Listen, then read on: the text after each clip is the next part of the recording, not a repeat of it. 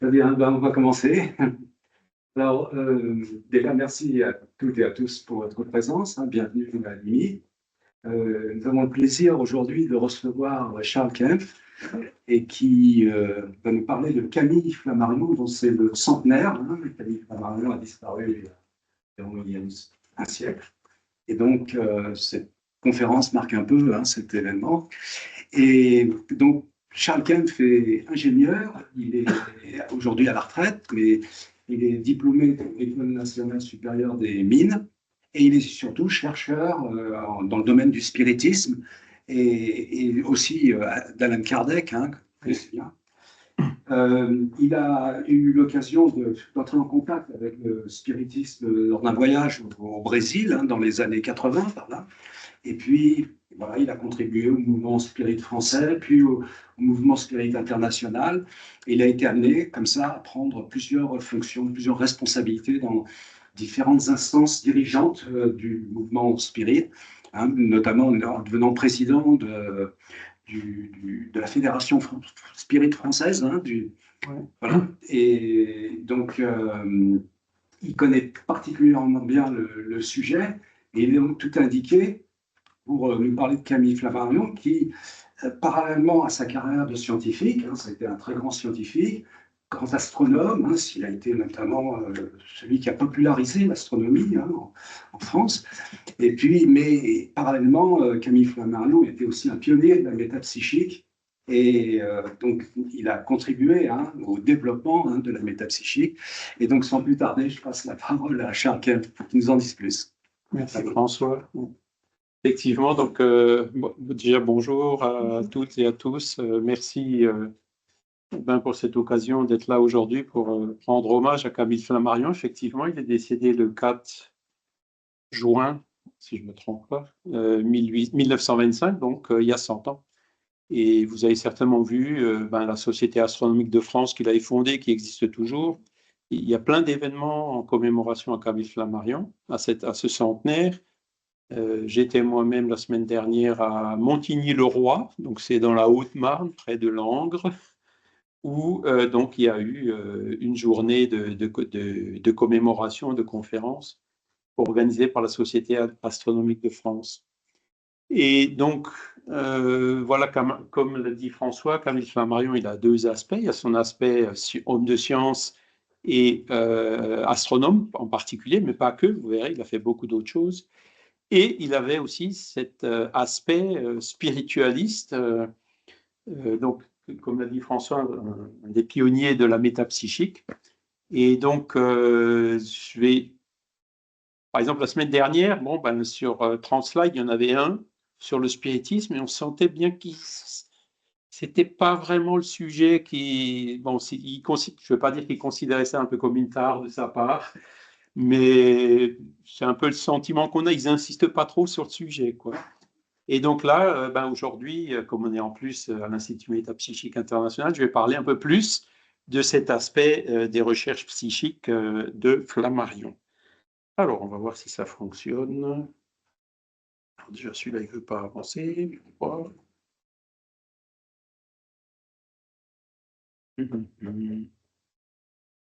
Bon, s'il ne veut pas, des fois, il m'a déjà fait ça. Donc, vous voyez, il est né le 6 février 1842 à Montigny-le-Roi. Donc, c'était là où j'étais la semaine dernière. Bon, tant pis. Donc, c'est une ville de la Haute-Marne. C'est situé dans la vallée de la Meuse, qui est connue parce que, un peu plus en aval, il y a une dénommée Jeanne d'Arc qui est née à Domrémy. Et encore un peu plus bas, à Fougue, il y a un dénommé Léon Denis qui est né, quoi. Donc, c'était une région assez propice pour des personnages liés aux phénomènes paranormaux. Donc là, vous avez la mère, son père, son frère, Ernest Flammarion. Il a créé les librairies, les éditions Flammarion qui existent toujours aujourd'hui. C'était son frère. Voilà. Il avait une sœur aussi qui a fait une belle carrière. Voilà. Enfin, dans toute la famille, comme vous le voyez, son père était agriculteur et sa femme, elle avait sa mère avait un petit magasin. Mais voilà, il le dit lui-même, le fait que comment dire, c'est pas héréditaire, quoi. Hein. Ils n'étaient pas du tout prédestinés à faire les carrières qu'ils ont fait si on regarde uniquement leurs parents. Donc, on continue sans celui-ci. Alors, ce qui est important ici, c'est l'éducation qu'il a reçue. Donc, sa mère était catholique et donc il a été éduqué tout petit catholique. Il était servant de messe, il a appris le latin, etc. Hein. Donc, c'était en tant qu'enfant, voilà comment il a été éduqué. Hein. Pardon. À 11 ans, donc, il a fait l'école primaire. Je n'ai pas encore tout à fait maîtrisé. Voilà, c'est un petit temps de latence. À 11 ans, donc, l'école primaire, il l'a faite à Montigny, donc c'était un très bon élève. Et à 11 ans, ils l'ont mis dans un collège à Langres, un lycée religieux. Et donc, ça lui convenait un peu moins, parce que donc à 11 ans, c'est l'âge où il a commencé un peu à réfléchir et à poser des questions et avoir un peu du mal à trouver les réponses qui satisfaisaient sa capacité de réflexion qu'il avait déjà à cet âge-là. Et voilà, donc il n'est pas resté très longtemps. En plus, ses parents, donc vous voyez, quand il avait à peu près à cet âge-là, ont eu des difficultés financières. Donc, ils ont vendu tout ce qu'ils avaient à Montigny-le-Roi pour payer leurs dettes et ils sont partis à Paris pour essayer de refaire leur vie. Voilà. Et là, vous avez des citations qui sont entre guillemets, c'est ce que j'ai tiré de sa biographie. Alors, je ne vais pas trop insister sur la biographie, puisque vous pouvez la télécharger sur Gallica. C'est passionnant à lire. Hein, il est 500 pages, ça couvre de son enfance jusqu'en 1870. Et c'est là où vous trouvez tous ces détails-là. Donc, j'ai juste extrait quelques passages qui sont intéressants pour le sujet d'aujourd'hui. Et j'ai souligné dans les slides, il y a peut-être beaucoup de textes, j'ai souligné le texte qui est important. Donc là, il nous dit clairement, donc il écrit ça en 1910, donc quand il était déjà plus âgé, quand il a écrit cette biographie. Tant que l'enfant ne raisonne pas, ses enseignements sont peut-être sans grand inconvénient. Il est toutefois toujours fâcheux d'affirmer comme démontrer ce qui ne l'est pas. Donc dès qu'il a commencé à réfléchir un petit peu, eh ben, il s'est rebiffé contre la religion. Hein, et donc, c'est pour ça que... je vais glisser pour moi. Je préférerais que l'engin, là, ici, il fonctionne pour que je ne sois pas obligé... Ah ben voilà, que je ne sois pas obligé de me retourner tout le temps. Voilà. Hop. Donc, et c'est bizarre, bon, je ne sais pas vous, enfin moi en tout cas, j'ai eu un peu la même chose que lui, j'ai été éduqué catholique, et à un moment donné, bon, on commence à raisonner, on commence à poser des questions, puis en Alsace en plus, l'Alsace n'est pas tout à fait laïque comme le reste de la France, hein. Donc on a des cours de religion en école primaire, et donc à un moment donné, quand on pose des questions, on voit que le curé ou le prêtre qui est là, il est un peu gêné, quoi. Et donc, à un moment donné, c'est exactement ce qu'il écrit là. Je dis, bon, non, c'est écrit, donc tu dois le croire. Je suis désolé. Et donc, forcément, on prend de la distance. J'allais quand même encore à la messe parce que ça faisait plaisir à mon grand-père et qu'il y avait chaque fois une petite récompense après, mais c'était tout. Hein. Je regardais la montre du début jusqu'à la fin de la messe, quoi. Et donc, il s'est assez vite retourné donc, pour sortir de la religion.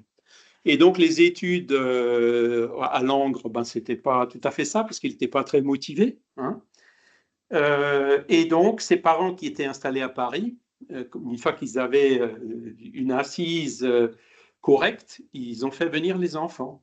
Et donc, Camille, c'est le 4 septembre 1856, donc il avait 42-56, il avait 12 ans, quand il est venu donc chez ses parents à Paris. Ils habitaient boulevard des Italiens, numéro 17.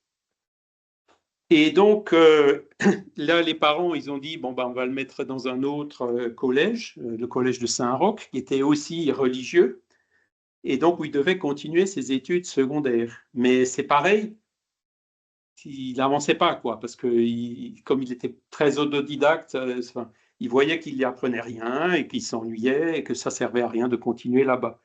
Donc, il a arrêté d'étudier, mais bon, ses parents n'étaient pas riches, il faut bien faire quelque chose.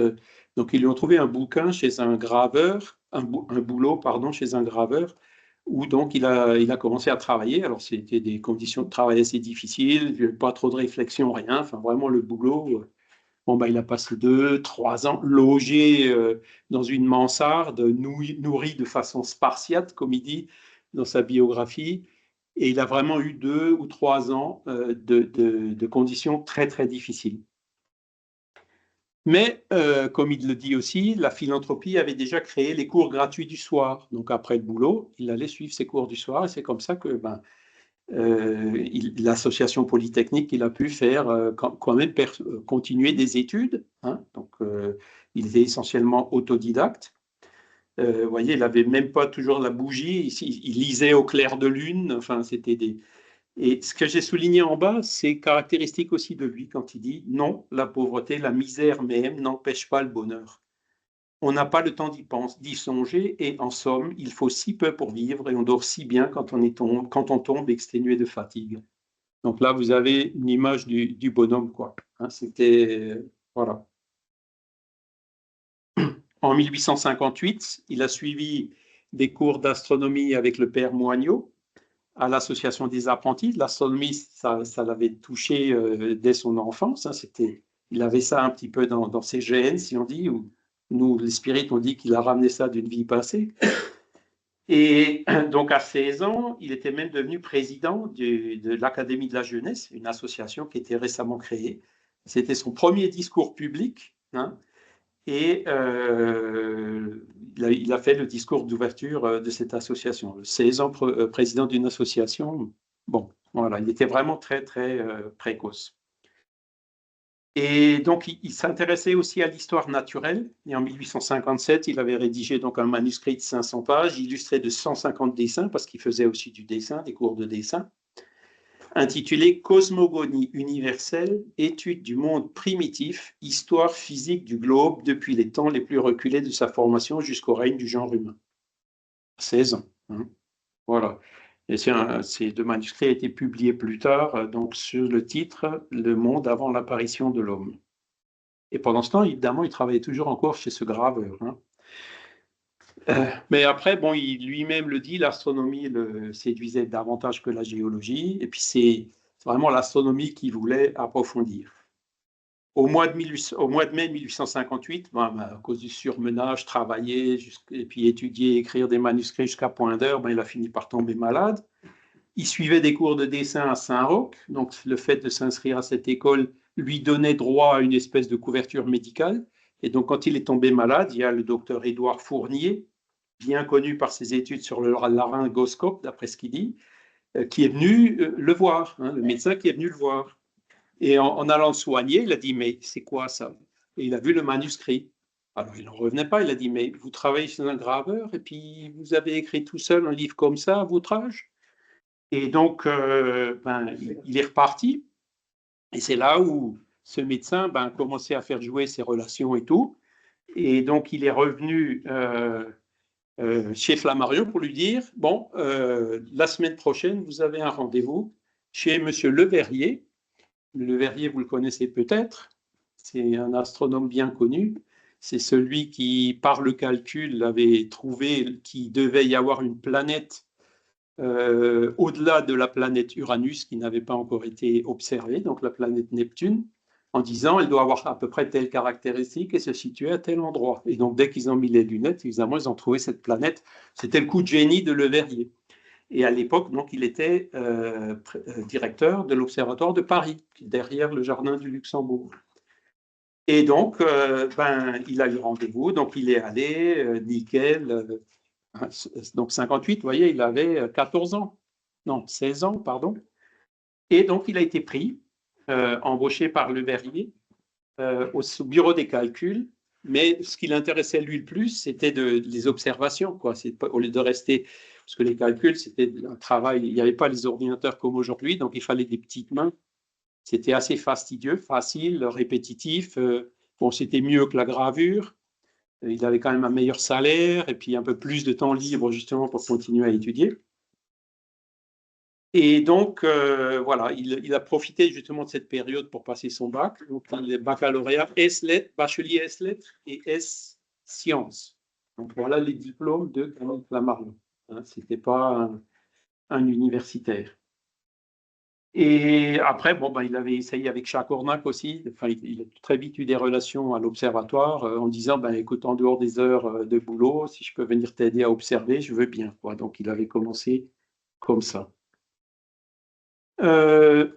Ses croyances religieuses, donc on l'a déjà vu, hein, il avait un peu coupé avec le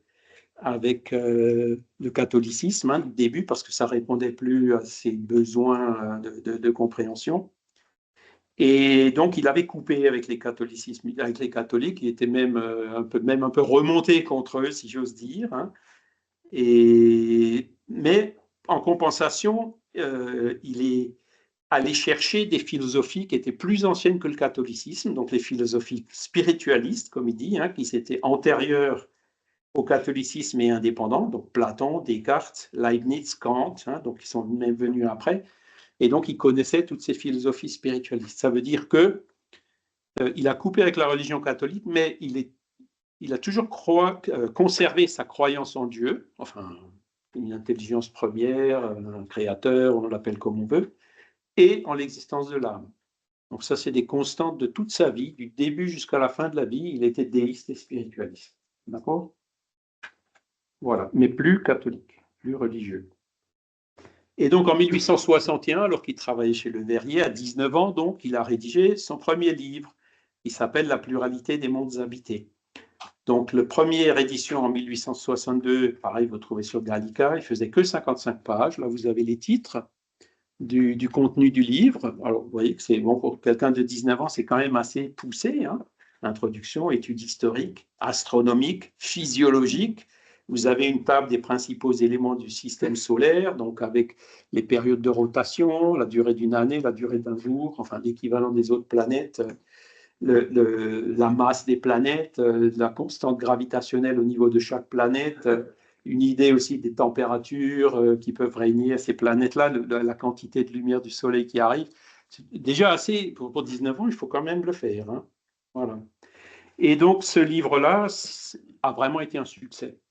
Autant, on parle des Martiens. Donc, les Martiens, quand j'étais jeune, dans les années 60, la science admettait encore sérieusement qu'il pouvait y avoir des habitants sur Mars. Aujourd'hui, évidemment, on a envoyé des robots, c'est du désert, il n'y a rien, il n'y a pas un chat, pas une plante, rien, hein, du moins en surface, hein, plus d'eau. Mais à l'époque, même encore dans les années 60, c'était une hypothèse sérieusement envisagée par la science elle-même, quoi. Et donc, quand on remonte encore un siècle avant, eh ben, c'était vraiment un sujet qui passionnait beaucoup de gens, quoi, hein, mais qui était polémique. Donc, ce livre a eu un énorme succès donc à Paris, le fait que les gens ne croyaient pas. C'est vous, Flammarion? Non, c'est votre père. Non, non, c'est moi qui ai écrit le livre. Hein, c'était parce qu'il avait 19 ans. Et donc, c'est comme ça qu'il a commencé à être de plus en plus connu. Et donc là, vous avez la deuxième édition qui est parue chez Didier. Didier, dont je reparlerai un peu après. Donc, c'est passé de 55 pages à 555 pages. Et là, alors je ne vais pas tout lire, mais vous voyez les livre premier, études historiques, de l'Antiquité jusqu'au Moyen Âge. Regardez un peu tout ce qu'il cite, Xénophane, Anaxagore, les Éléates, Hymère. Moi-même, j'avoue que j'ai pas 19 ans, j'en ai 65 aujourd'hui, mais j'ai pas lu un dixième des livres qu'il a lus. Hein. C'est impressionnant de voir sa précocité, la capacité de travail qu'il avait. Du Moyen Âge jusqu'à nos jours, donc vous voyez, Galilée, Descartes, Kepler, Fontenelle, voilà, tout ce qui a été pensé et dit sur la pluralité des mondes habités. Après, vous avez la description du système solaire, donc le côté astronomique, hein, où on savait déjà quand même pas mal de choses à l'époque. Hein. Étude comparative des planètes, vous voyez, position de la Terre, quantité de chaleur, de lumière, nombre de satellites, l'habitabilité et autres. Cyrano de Bergerac, hein, c'est la masse du Soleil. Après, physiologie des êtres. Qu'est-ce que c'est que les êtres sur la Terre, la vie, la diversité des organismes vivants. Et donc, la réédition, en fait, c'était 1864, donc il avait 22 ans. Donc là, il parle de la vie, hein, livre troisième, numéro 2. L'habitabilité de la Terre. hein, avec tout ce qui est nécessaire, chaleur, température, nécessaire à la forme de vie qu'on connaît nous. Hein. Et il dit aussi à la fin, voilà, il y a des mondes supérieurs, des mondes inférieurs, en disant la pluralité des mondes habités, est-ce qu'ils sont tous au même niveau? Est-ce que la vie est pareille sur tous les mondes? Il a vraiment examiné toutes ces questions. Livre 4e, les cieux, donc c'est là où il parle des systèmes stellaires. Enfin, alors tout ça, évidemment, c'est sûr, quand on le voit aujourd'hui, ça a un peu pris de l'âge, puisque c'est l'évolution de l'astronomie entre temps, quoi, à l'époque, ils pensaient, en observant Mars, qu'il y avait des océans, des canaux, il y avait des taches vertes, ils pensaient que c'était des forêts. Voilà, ils observaient vraiment, ils faisaient des hypothèses sur la base des moyens dont ils disposaient à l'époque. Hein. Donc ces choses-là ont pas mal vieilli. Par contre, pas tout. Il y a plein de choses qu'il a mis dans ce livre-là qui sont toujours encore valables aujourd'hui. Voilà, les habitants des autres mondes, livre 5e. Parler d'habitants de la Lune, alors c'est pareil, là, c'est depuis les années 60 qu'on n'a pas trouvé grand-chose là-bas. Ah, je n'ai pas changé là-bas, je suis désolé. 1, 2. Voilà, les mondes planétaires. Je suis allé plus vite ici que là, donc je vais vous laisser un peu le temps de regarder. Oui, physiologie des êtres. La vie. Habitabilité de la Terre. Les cieux, hein, donc tout ce qu'on voit dans le ciel, les autres planètes, etc. L'humanité dans l'univers, voilà, donc les habitants des autres mondes, tout ce qui a été dit et fait sur ces possibilités de vie ailleurs. Alors, vous voyez, aujourd'hui, des Martiens, des habitants de la Lune, il n'y en a pas, des habitants de Mars, il n'y en a pas. Mais maintenant, on commence à découvrir des exoplanètes. Les exoplanètes, il y en a qui ressemblent quand même beaucoup à la Terre, hein, en termes de taille, distance par rapport à l'astre et tout. Le sujet, il est un peu relancé. Hein. On disait, non. Alors, il y a plein d'antennes qui essayent de capter des signes intelligents un peu partout. Et puis maintenant, on sait vers où orienter vers ces exoplanètes pour voir si on arrive mieux à capter des signes de vie ailleurs. Bon, pour l'instant, aucun signe de vie n'a été trouvé d'un point de vue matériel, on s'entend. Parce que pareil, nous, spirit, des esprits, il y en a partout. Encore faut-il admettre cette hypothèse qu'il existe des esprits. Voilà.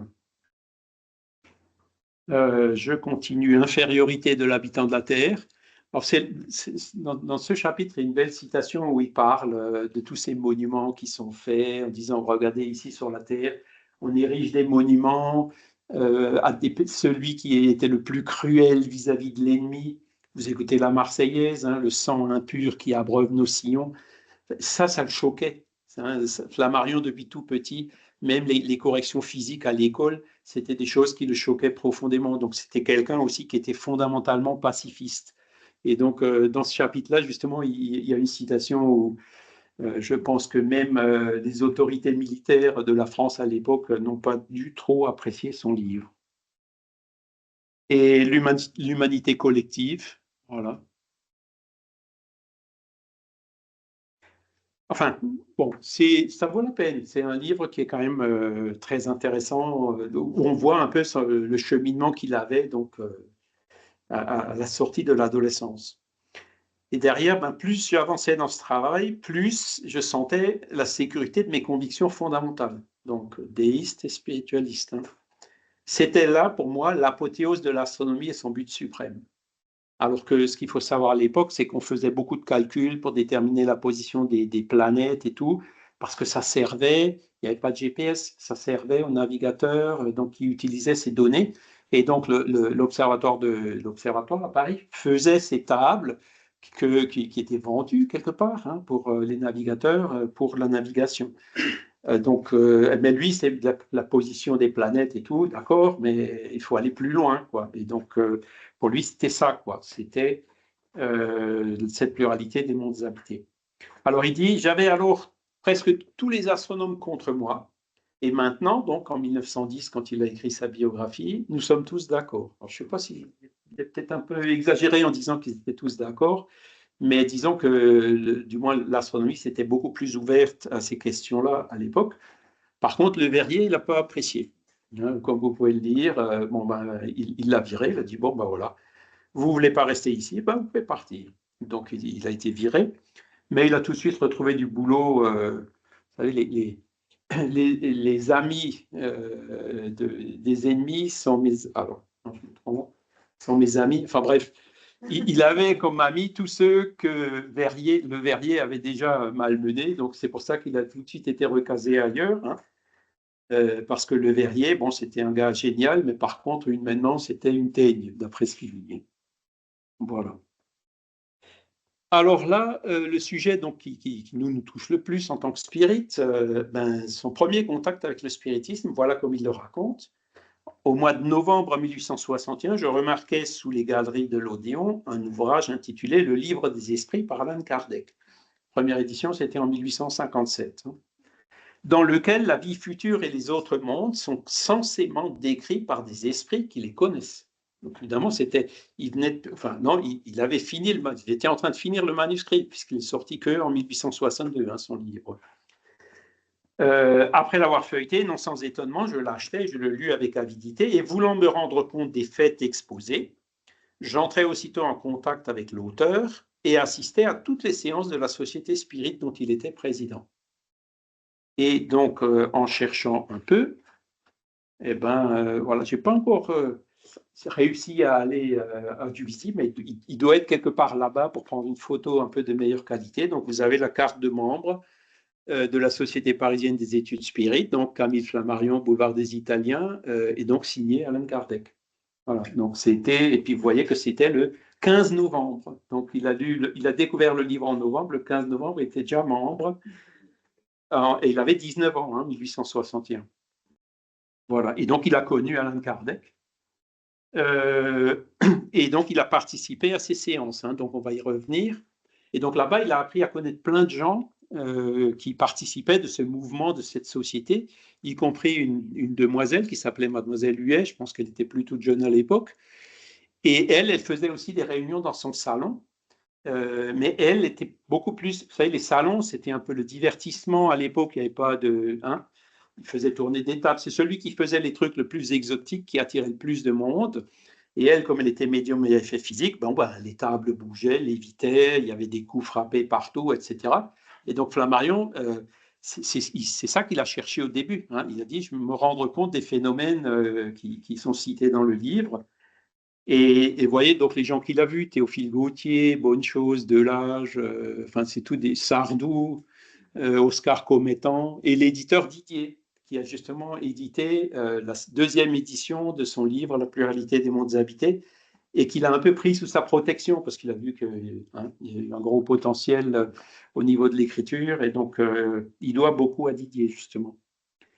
Et alors, ce qui est un peu moins connu, alors là, c'est ce qu'il dit, on voyait des tables se soulevant entièrement, être frappées sans cause apparente, des chocs qu'on ne pouvait pas expliquer par des actes volontaires des personnes présentes. Pendant plusieurs années, je suivis avec le plus grand intérêt toutes ces expériences, donc à effet physique, comme on dit, et il a même rédigé les comptes rendus pendant plusieurs années. Là, vous avez aussi les 2 volumes que vous pouvez télécharger sur Gallica.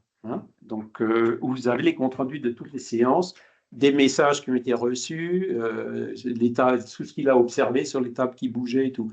Ça, à la SAF, ils n'en parlent pas beaucoup de ce genre de bouquins, mais heureusement, ils sont là. On peut Sauf que ça doit être très rare, mais à la Bibliothèque nationale de France, ils sont déjà digitalisés. Voilà. Par contre, ce qu'il ne dit pas dans ses mémoires, c'est que chez Kardec, il a aussi... il avait le rôle de médium et il recevait des communications. Et plusieurs communications étaient signées Galilée. Donc là, vous avez un spécimen. Donc, c'est des documents qu'on a retrouvés en 2018, originaux, de sa main. C'est écrit par Flammarion, vous voyez. Société, séance du 20 juin 1862, médium M. Flammarion. Et donc là, vous avez un message signé par l'esprit de Galilée. Et donc, des messages comme ça, il en a reçu plusieurs. Il n'en parle pas dans ses mémoires, mais il en parle dans Les forces naturelles inconnues, l'édition de 1907, où c'est là où il y a la grande question, est-ce que Flammarion était spirit ou pas? La réponse, c'est clairement, pas tout à fait. Hein, parce que, voilà, il était convaincu de l'authenticité des phénomènes, donc c'est ce qui développe dans les forces naturelles inconnues. Il était convaincu de l'existence de Dieu, convaincu de l'existence des esprits, mais il n'était pas du tout convaincu des messages qu'il avait reçus de l'esprit Galilée. Donc il dit, ces pages astronomiques ne m'ont rien appris, je ne tardais pas à en conclure qu'elles étaient que l'écho de ce que je savais et que Galilée n'y était pour rien, et que dans ces exercices, il est très facile de s'abuser soi-même et de croire que notre main est sous l'influence d'un esprit différent d'une autre. La conclusion la plus probable de ces expériences a été que l'action de ces esprits étrangers n'est pas nécessaire pour expliquer les phénomènes. Donc, lui, il était dans le doute. Il a dit, ça vient de moi, ça ne vient pas de Galilée. Et ça, c'est un problème bien connu dans le spiritisme, la question qu'on appelle animisme et spiritisme. Qu'est-ce qui vient de notre propre esprit et qu'est-ce qui vient éventuellement d'un esprit tiers?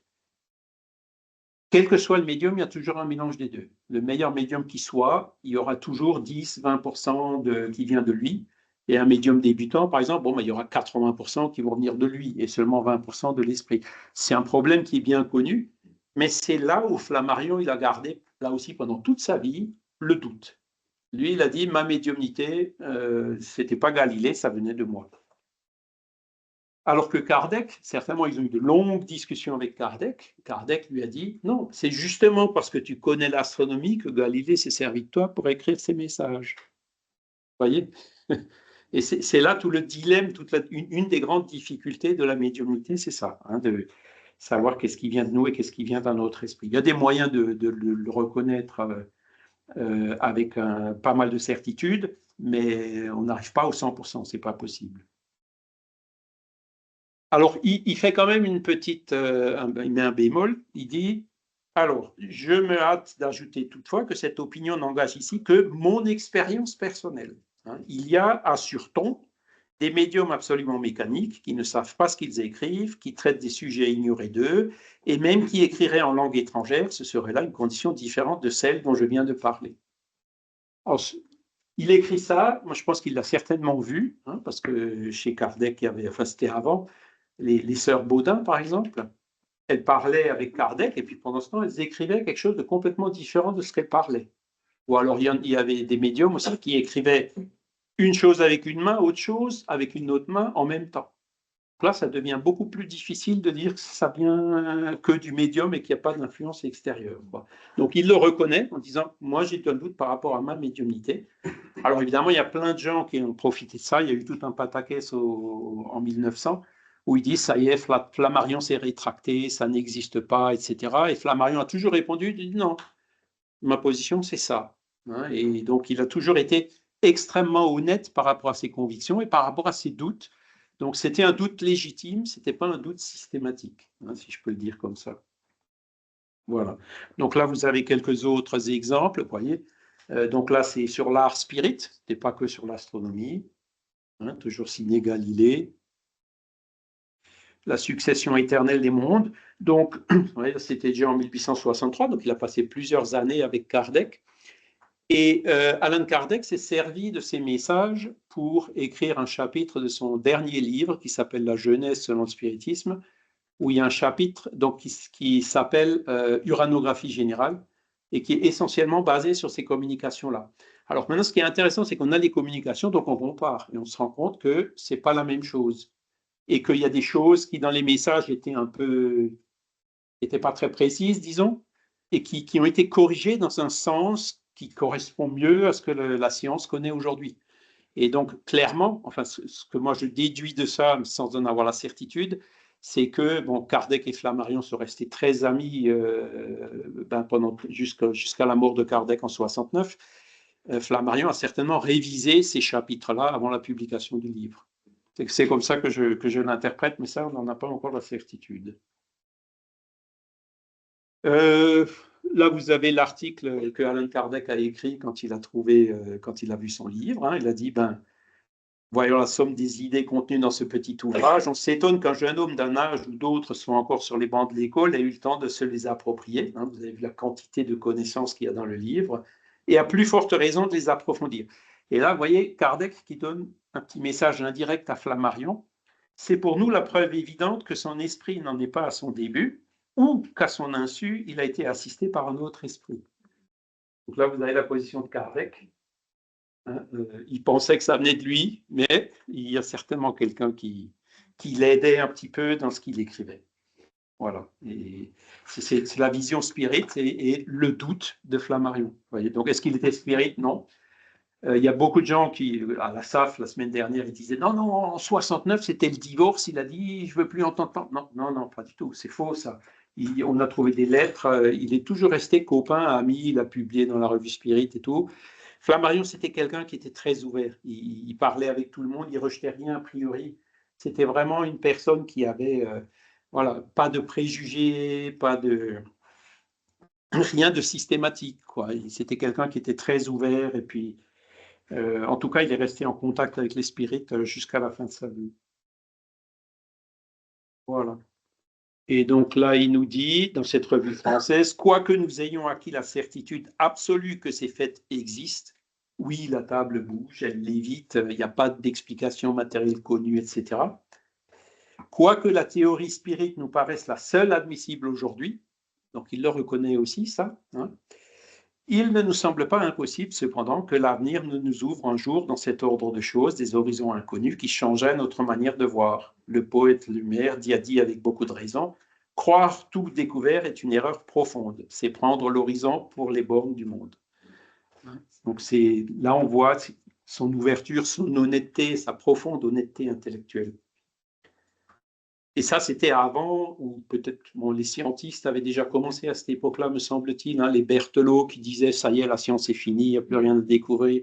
Bon, il y a 2-3 bricoles là, et bon, les 2-3 bricoles ont donné la révolution scientifique qu'on connaît bien avec la mécanique quantique et la relativité. Voilà. Mais Flammarion, il n'était pas comme ça, vous voyez, il cite un poème en disant, bon, et je pense qu'il a raison, hein, Kardec a mis une base, il a disons, défini un modèle, hein, voilà, le modèle spiritualiste pour expliquer ces phénomènes-là. Mais il a raison. Hein, le spiritisme, ce n'est pas quelque chose qui est gravé dans le marbre, c'est quelque chose qui va être amené à évoluer en accord avec les progrès des connaissances et de la science. Hein. Ce n'est pas quelque chose de dogmatique, c'est quelque chose qui, voilà, qui suit ce critère de falsifiabilité de l'épistémologie bien connue, qui est venu que 50 ans plus tard, hein, au début du XXe siècle. Un autre, donc il parle de Ferdinand Hoefer, d'après son livre. Ferdinand Hoefer, bon, vous le connaissez, il est très peu connu, mais ça me donne vraiment envie de lire ses ouvrages, parce que c'était quelqu'un qui était donc dans les milieux scientifiques, mais qui avait tout de suite vu les biais et les difficultés de ce milieu scientifique. Hein. Il dit « La recherche de la fortune et l'ambition des honneurs sont incompatibles avec le véritable bonheur de l'esprit. Et la science officielle n'est pas la garantie de la vérité. » C'était peut-être un peu dur, mais aujourd'hui, on voit avec le recul qu'il a quand même fondamentalement des raisons. Parce qu'on cherche toujours dans ces phénomènes-là qui sont éminemment subjectifs, la preuve scientifique, la preuve absolue, ça n'existe nulle part.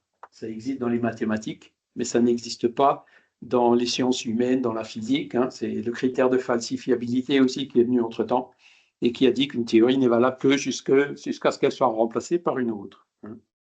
Et donc, à l'époque, Ferdinand Hoefer, c'était quelqu'un qui avait bien compris ça. Et il continue en disant « La bonté, cette vertu si nécessaire dans le commerce général de l'humanité, ne paraît pas être d'ailleurs la qualité essentielle des académiciens. » On a vu Le Verrier, mais il y en avait beaucoup d'autres, et il les cite dans son livre, hein, qui étaient des scientifiques, mais qui avaient vraiment des caractères de cochon, quoi. Après, il a commencé à publier dans des revues très connues, hein, donc successeur de Jean Reynaud, collaborateur d'Henri Martin, donc c'est des personnages extrêmement éminents. Le livre l'a vraiment projeté, quoi. Hein, et il a été connu partout. Donc, vous voyez, là, c'est un article dans ce journal où il explique comment on détermine la distance des étoiles à la Terre, du moins pour les étoiles qui sont proches. Hein. Voilà. Deuxième livre, 1865, Les mondes imaginaires et les mondes réels. C'était un complément à la pluralité des mondes habités. Hein. C'est les slides. Ah, je suis en retard. Voilà. Ah oui, vous avez fait comme ça. Moi, je pensais que vous voyiez le petit schéma en bas. Voilà, bon, bah, c'est l'été, l'hiver, enfin, vous voyez, donc pour déterminer la longueur des étoiles, la distance des étoiles. Ça, c'est donc son second livre. Alors là, je passe rapidement, hein, c'est le côté astronomique. L'annuaire astronomique, donc, qui a été publié entre 1865 et 1925, donc chaque année, blum, blum, blum, voilà, cette année, les trajectoires des planètes dans le ciel, etc., les événements, les éclipses, etc. Donc, c'est l'astronomie pure. Et donc, celui-là, cet annuaire astronomique, c'est sa veuve qui a continué à le publier jusqu'en 1965. Hein. Parce qu'il s'est remarié, on le verra après. Donc cet annuaire, il a été publié pendant 100 ans. Voyez. Voilà. Après, ben, les merveilles célestes. Donc là, c'était chez Hachette, livre de poche qui se vendait à des milliers d'exemplaires. Hein, vous voyez, 5500 exemplaires en moins d'un an. Donc là, on rentre déjà dans cette popularisation de l'astronomie qui a rendu Camille Flammarion si célèbre. Donc ça, c'était 1865, donc il avait 23 ans. Donc ça a commencé à lui rapporter des sous.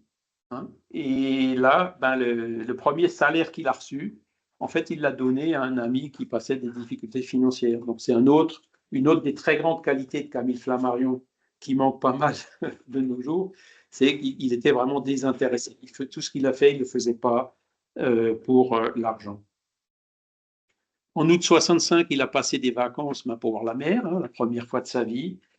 Il était au Havre et à Sainte-Adresse, et bizarrement, ben, c'est 2 ans après que Allan Kardec a aussi a fait un petit séjour à Sainte-Adresse également. C'est là où il a écrit l'Évangile selon le spiritisme. Là, ça c'est moins connu, la SAF, je crois qu'ils n'ont pas encore vu. Alors, en octobre 65, il a écrit son 5e livre, Des forces naturelles inconnues, signé Hermès. Donc c'est un pseudonyme, mais c'était lui, hein, il le dit clairement dans sa biographie.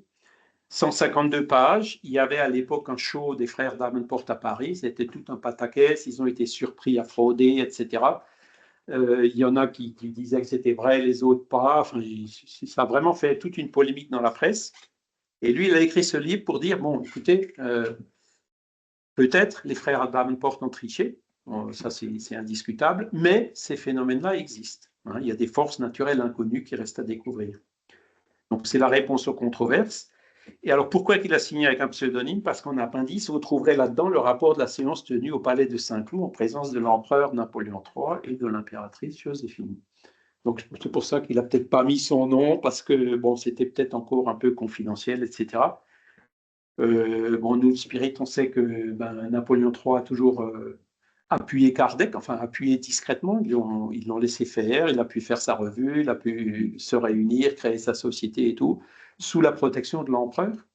Pourquoi? Parce que en 1855, il y a eu un médium écossais, ouais, Daniel Douglas Home, qui donc vivait aux États-Unis, qui était venu en France, et dans lequel il y a eu des phénomènes vous connaissez bien les Kluski, là, de matérialisation, mais que de mains, et des mains qui pouvaient toucher l'empereur, et puis hop, à un moment donné, quand on essayait de l'attraper, la main disparaissait, quoi. Des phénomènes à effet de matérialisation. Et donc l'empereur avait vu ça, et donc lui et Joséphine étaient convaincus de la réalité de ces phénomènes-là. Mais bon, ils ne l'ont jamais affirmé publiquement. Hein. Donc c'est pour ça, je pense qu'il a dû écrire cette première version avec un pseudonyme, mais vous avez les éditions révisées qui sont de 1907 et 1909, qui cette fois sont bien signées Camille Flammarion. Alors là, je vais passer rapidement la relativité. Donc, il a écrit un roman qui s'appelle L'Humaine, 100 000 exemplaires en 1910, c'est un roman qui a bien marché, et où il disait, je ne vais pas tout lire, mais il avait bien pris conscience que la vitesse de la lumière était limitée à 300 000 km/s. Donc il se disait, quelqu'un qui pourrait distinguer notre planète à 3 années-lumière voit notre planète telle qu'elle était il y a 3 ans. 10 années-lumière, il voit la planète comme elle était à 10 ans. Donc en fait, il voit le passé. Hein.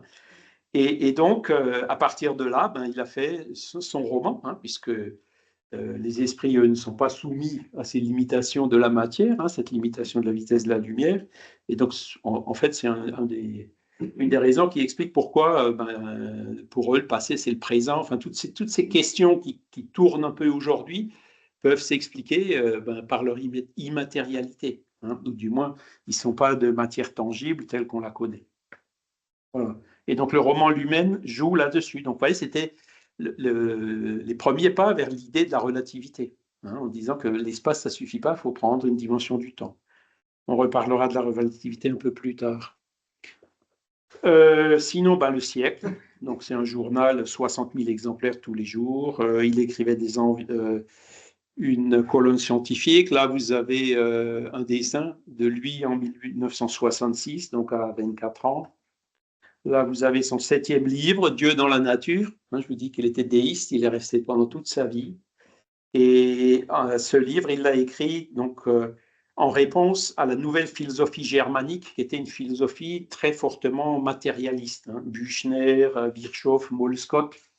Et donc, pour compenser un peu cette vision athée, il a écrit ce livre.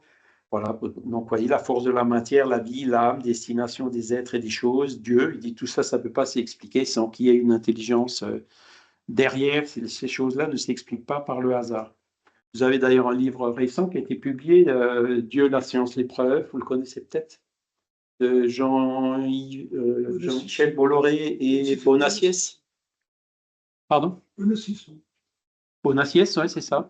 Et qui reprend un peu ça. Alors eux, ils ont peut-être un petit biais catholique, hein, parce que la première partie du livre est très intéressante, puisqu'elle montre des calculs de probabilité qui disent que, entre une soupe de molécules qui sont les composants d'une protéine, enfin les molécules de base de l'ADN et l'ADN, la probabilité que ça se forme au hasard, c'est prenez les pièces d'un Boeing 747, vous secouez ça, vous le jetez, puis ça vous fait le Boeing, quoi. Donc c'est 10 puissance moins 150, etc. Donc en gros, c'est nul.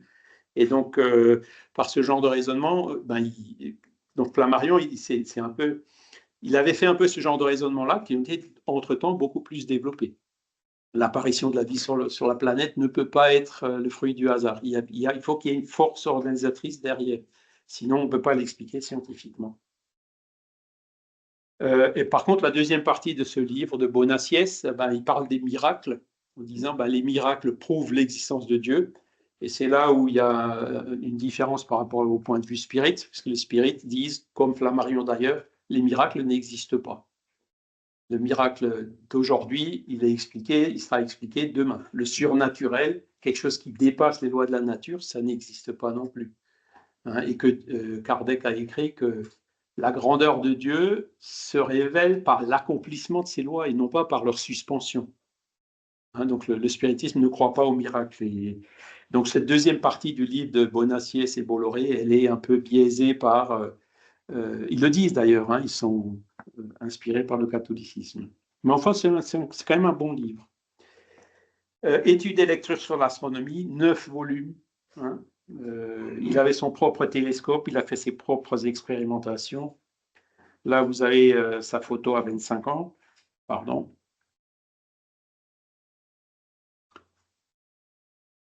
Voilà, sa photo à 25 ans. Alors, il a fait des voyages en ballon, donc c'est assez intéressant, je vais la faire très courte. Il voulait faire des voyages en ballon, donc il est allé voir la société d'aérostat de Paris. Il est où votre ballon? Ah, on n'a pas de ballon. Ah bon? Vous êtes une société d'aérostat, vous n'avez pas de ballon? En fin de la réunion, en fait, il est devenu président de la société. Il s'est retrouvé président de la société. Il avait 67, donc il avait 25 ans. Et il connaissait du monde, notamment un des militaires du roi, parce que le roi avait un ballon, mais tout le monde avait tellement peur du ballon, c'était tellement peu sécurisant que jamais de la vie, l'empereur ne serait monté dans un ballon. Et Flammarion a obtenu que ce ballon soit prêté à cette société d'aérostat. Donc ils ont pu commencer à faire des voyages en ballon, et il y a plein de choses qu'il a écrites, notamment dans ce livre et dans beaucoup d'autres, sur ces premiers temps des aérostats, les observations de l'atmosphère, etc. Donc, vous voyez, c'était l'astronomie, mais pas que. 1869, il a traduit le livre de Humphrey Davy, vous voyez, Dernier jour d'un philosophe. Ce qui l'intéressait là-dedans, c'est une philosophie spiritualiste des sciences. C'est-à-dire la science, oui, mais pas en mettant des œillères matérialistes, en ouvrant voilà, la science qui n'est pas fermée à l'hypothèse spiritualiste. Et donc, c'était une des caractéristiques de Humphrey Davy, donc c'est pour ça qu'il a traduit ce livre-là. Et le 31 mars 1869, donc, mort d'Alan Kardec, et donc, il avait déjà fait le discours sur la tombe de Didier, l'éditeur, donc, qui est mort en 1865, et ils lui ont demandé donc de faire le discours. Vous voyez, si je m'étais tenu à l'écart depuis quelque temps, surtout n'admettant pas que le spiritisme pût être la base d'une religion avant que les phénomènes ne fussent scientifiquement démontrés et expliqués. Donc c'était pas trop vite, hein, doucement, d'abord valider les phénomènes et on verra la suite après. Cependant, je me rendis à cette honorable invitation et prononçai un discours, parce qu'il était quand même il a toujours été très proche d'Alan Kardec, et parce qu'il lui avait demandé donc de faire le discours, et il l'a fait. Donc là, j'ai quelques extraits du discours. Alors, il y a un petit fascicule qui fait une trentaine de pages. Ça vaut vraiment la peine de le lire dans le détail. Là, j'ai juste quelques phrases que j'ai soulignées pour aujourd'hui. Voilà. J'aimerais leur faire entrevoir quels horizons inconnus la pensée humaine verra s'ouvrir devant elle, à mesure qu'elle étendra sa connaissance positive sur les forces naturelles en action autour de nous. Hein, les forces naturelles inconnues. Donc, il dit ça va complètement révolutionner la science. C'est d'ailleurs le but aussi de la parapsychologie ou de la métapsychique aujourd'hui. Témoigner ici enfin publiquement de l'éminent service que l'auteur du livre des esprits, donc Alan Kardec, a rendu à la philosophie en appelant l'attention et la discussion sur des faits qui jusqu'alors appartenaient au domaine morbide et funeste des superstitions religieuses. Il n'y avait pas avec le dos de la cuillère, hein, donc il avait vraiment une dent contre des superstitions religieuses qui sont malheureusement toujours aujourd'hui bien présentes dans les religions traditionnelles. Et donc, c'est le spiritisme, ce qu'a fait Alan Kardec, c'est prendre ces phénomènes, mais les observer avec, voilà, non pas d'un point de vue superstitieux ou d'un point de vue prendre les choses à la lettre, non, mais observer en appliquant autant que faire se peut la méthode scientifique. Alors là, vous voyez, il nous dit, puisque nous savons que son âme éternelle survit à cette dépouille mortelle comme elle lui a préexisté, donc là, ça voulait dire qu'il croyait en l'existence de l'âme et en la réincarnation, puisque cette âme existe aujourd'hui aussi bien qu'il y a 3 jours et qu'il n'est pas impossible qu'elle ne se trouve actuellement ici devant moi, donc plus spiritualiste que ça, c'est pas possible. Disons-lui que nous n'avons pas voulu le voir s'évanouir son image corporelle et l'enfermer dans son sépulcre, sans honorer unanimement ses travaux et sa mémoire, sans payer un tribut de reconnaissance à son incarnation terrestre, si utilement et si dignement remplie. Donc voilà, ils étaient vraiment très très proches. Alors après, il dit, ouais, on a critiqué à Kardec, c'était pas un homme de science proprement dit, quoi, et qu'il est allé trop loin en attendant que les phénomènes soient validés.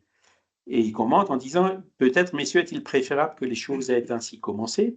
Il ne faut pas toujours rejeter la valeur du sentiment. Combien de cœurs ont été consolés d'abord par cette croyance religieuse, qu'il appelle le spiritisme à l'époque, hein? Combien de larmes ont été séchées? Combien de consciences ouvertes aux rayons de la beauté spirituelle? N'est-ce donc rien que d'avoir amené au spiritualisme tant d'êtres qui flottaient dans le doute et qui n'aimaient plus la vie, ni physique, ni intellectuelle? Et ça, c'est la caractéristique de Kardec. Il n'a pas attendu que, bon, lui, il a vu la table léviter et tout, il était convaincu que le phénomène était réel. Il ne cherchait pas après à mettre des dynamomètres, à mesurer, à valider l'existence du phénomène. Pour lui, ça ne servait à rien puisqu'il l'avait vu. Encore une fois, on tombe de nouveau dans le subjectif, hein. Il le dit à un autre, l'autre, il ne va pas le croire. Alors, il lui disait à l'époque, c'est ce qu'on disait tout à l'heure avec Jérémy, il pensait, parce que les tables tournaient partout dans les salons à l'époque, donc il disait, allez n'importe où, regardez vous-même, hein. Il ne cherchait pas à prouver scientifiquement la chose. Lui, Kardec est tout de suite allé à toutes les conséquences. Quand vous lisez le livre des esprits, donc 2 ans après la première fois qu'il ait vu tourner une table, il a dit, voilà, ce sont les esprits qui font bouger les tables, et il y a tout le modèle, donc toutes les conséquences sur les causes, préexistence de l'âme, réincarnation, toutes les conséquences éthiques et morales. Oui, les esprits existent, mais maintenant, bon, qu'est-ce qu'ils disent, qu'est-ce qu'ils sont devenus quand ils sont morts en fonction de ce qu'ils ont fait pendant leur vie. Il est vraiment allé à fond dans toutes ces conséquences. Voilà. Et c'est ça que Flammarion, lui, il ne voulait pas y aller aussi vite. Il dit, validons d'abord le phénomène. Kardec, il y est allé, mais Flammarion a reconnu que Kardec n'avait peut-être pas tort. Parce que si Kardec n'avait pas fait ça, aujourd'hui, on est toujours en train d'attendre la validation d'une probabilité. On est bien d'accord. Hein. Ce n'est pas un phénomène reproductible, etc., etc. Donc, le spiritisme n'existerait pas tel qu'il existe aujourd'hui, notamment au Brésil, avec des milliers d'œuvres caritatives, voilà, hein, avec des personnes qui ont retrouvé sens à la vie, etc. Hein. Donc, heureusement que Kardec a bougé et ne s'est pas arrêté au phénomène. Et Flammarion, donc, le reconnaît. En disant que si Kardec eût été un homme de science, il n'eût pu rendre ce premier service. Mais il était ce que j'appellerais simplement le bon sens incarné. Donc ça, c'est une citation qui est très connue de Flammarion par rapport à Kardec. Ce n'était pas là une moindre qualité dans l'ordre des choses qui nous occupent. C'était, on peut l'affirmer, la première de toutes et la plus précieuse, sans laquelle l'œuvre n'eût pu devenir populaire ni jeter ses immenses racines dans le monde. Donc Kardec a étudié ces phénomènes en gardant les pieds sur terre. En gros, c'est ça qu'il veut dire. Et parce que c'est vrai que quand on s'intéresse à ce domaine-là, l'expression que j'utilise, c'est on a très vite fait de se faire satelliser. Hein. L'enthousiasme, ou parfois même l'influence spirituelle qui se fait un peu trop forte. Non, c'est vraiment quelque chose où il faut garder les pieds sur terre. C'est ce qui caractérise Kardec et c'est ce qui devrait caractériser les spirites. Alors, je confesse que ce n'est pas toujours le cas, mais bon. Car, messieurs, donc c'est là où il dit, le spiritisme n'est pas une religion, mais c'est une science. Science dont nous connaissons à peine l'ABC. Vous allez au Brésil, vous demandez c'est quoi le spiritisme. On vous dira c'est une philosophie, une science et une religion. Et Kardec, il n'a jamais dit que le spiritisme était une religion, parce qu'il n'y a pas de dogme, il n'y a pas de rituel, il n'y a pas de hiérarchie sacerdotale, il n'y a pas d'exclusivisme, il n'y a rien. Il y a un côté moral, oui, mais tout le reste là qui caractérise les religions, ça, il l'a laissé de côté. Hein. D'un autre côté, c'est peut-être pas non plus une science. Parce que dans la science, bon, ben, il y a le verrier, là, le caractère de cochon, il y a l'argent, comme on l'a vu tout à l'heure. Qu'est-ce qu'il a pris de la science? Il a pris la méthodologie. Descartes à l'époque, Auguste Comte, le positivisme. Et donc, il a pris la méthodologie de la science et ses enseignements moraux des religions et il les a combinés dans un concept nouveau qu'il a appelé le spiritisme. Voilà ce qu'a fait Kardec. Il n'a pas cherché à satisfaire les religieux ni les scientifiques, hein, comme on l'a vu tout à l'heure, il ne s'est pas arrêté. Il a tout simplement continué, il a fait son truc, et puis voilà, c'est ça le spiritisme. Et c'est pour ça que le spiritisme, encore aujourd'hui, est mal compris, parce qu'on cherche toujours à le classer par rapport au concept qu'on connaît. Oui, mais c'est une science, c'est une religion. Ah non, oui, la science, la religion, d'accord, mais c'est quand même des concepts, c'est quelque chose de nouveau. Et c'est une bonne stratégie qu'il a eu, Kardec. Il prend le meilleur de chacun, il le met ensemble. Moi, j'aimerais bien qu'on fasse ça dans la politique. On prend les bonnes idées qu'il y a ici, qu'il y a là-bas, on met ça ensemble et puis on détermine ce qu'il y a de mieux pour la société et puis pour la population. Ce serait bien, hein? Enfin, en gros, c'est ce que Kardec a fait dans son domaine. Alors, vous voyez, le surnaturel n'existe pas et il n'y a plus de miracle. Ça, c'est des caractéristiques fondamentales du spiritisme qui étaient tout à fait en phase avec Flammarion.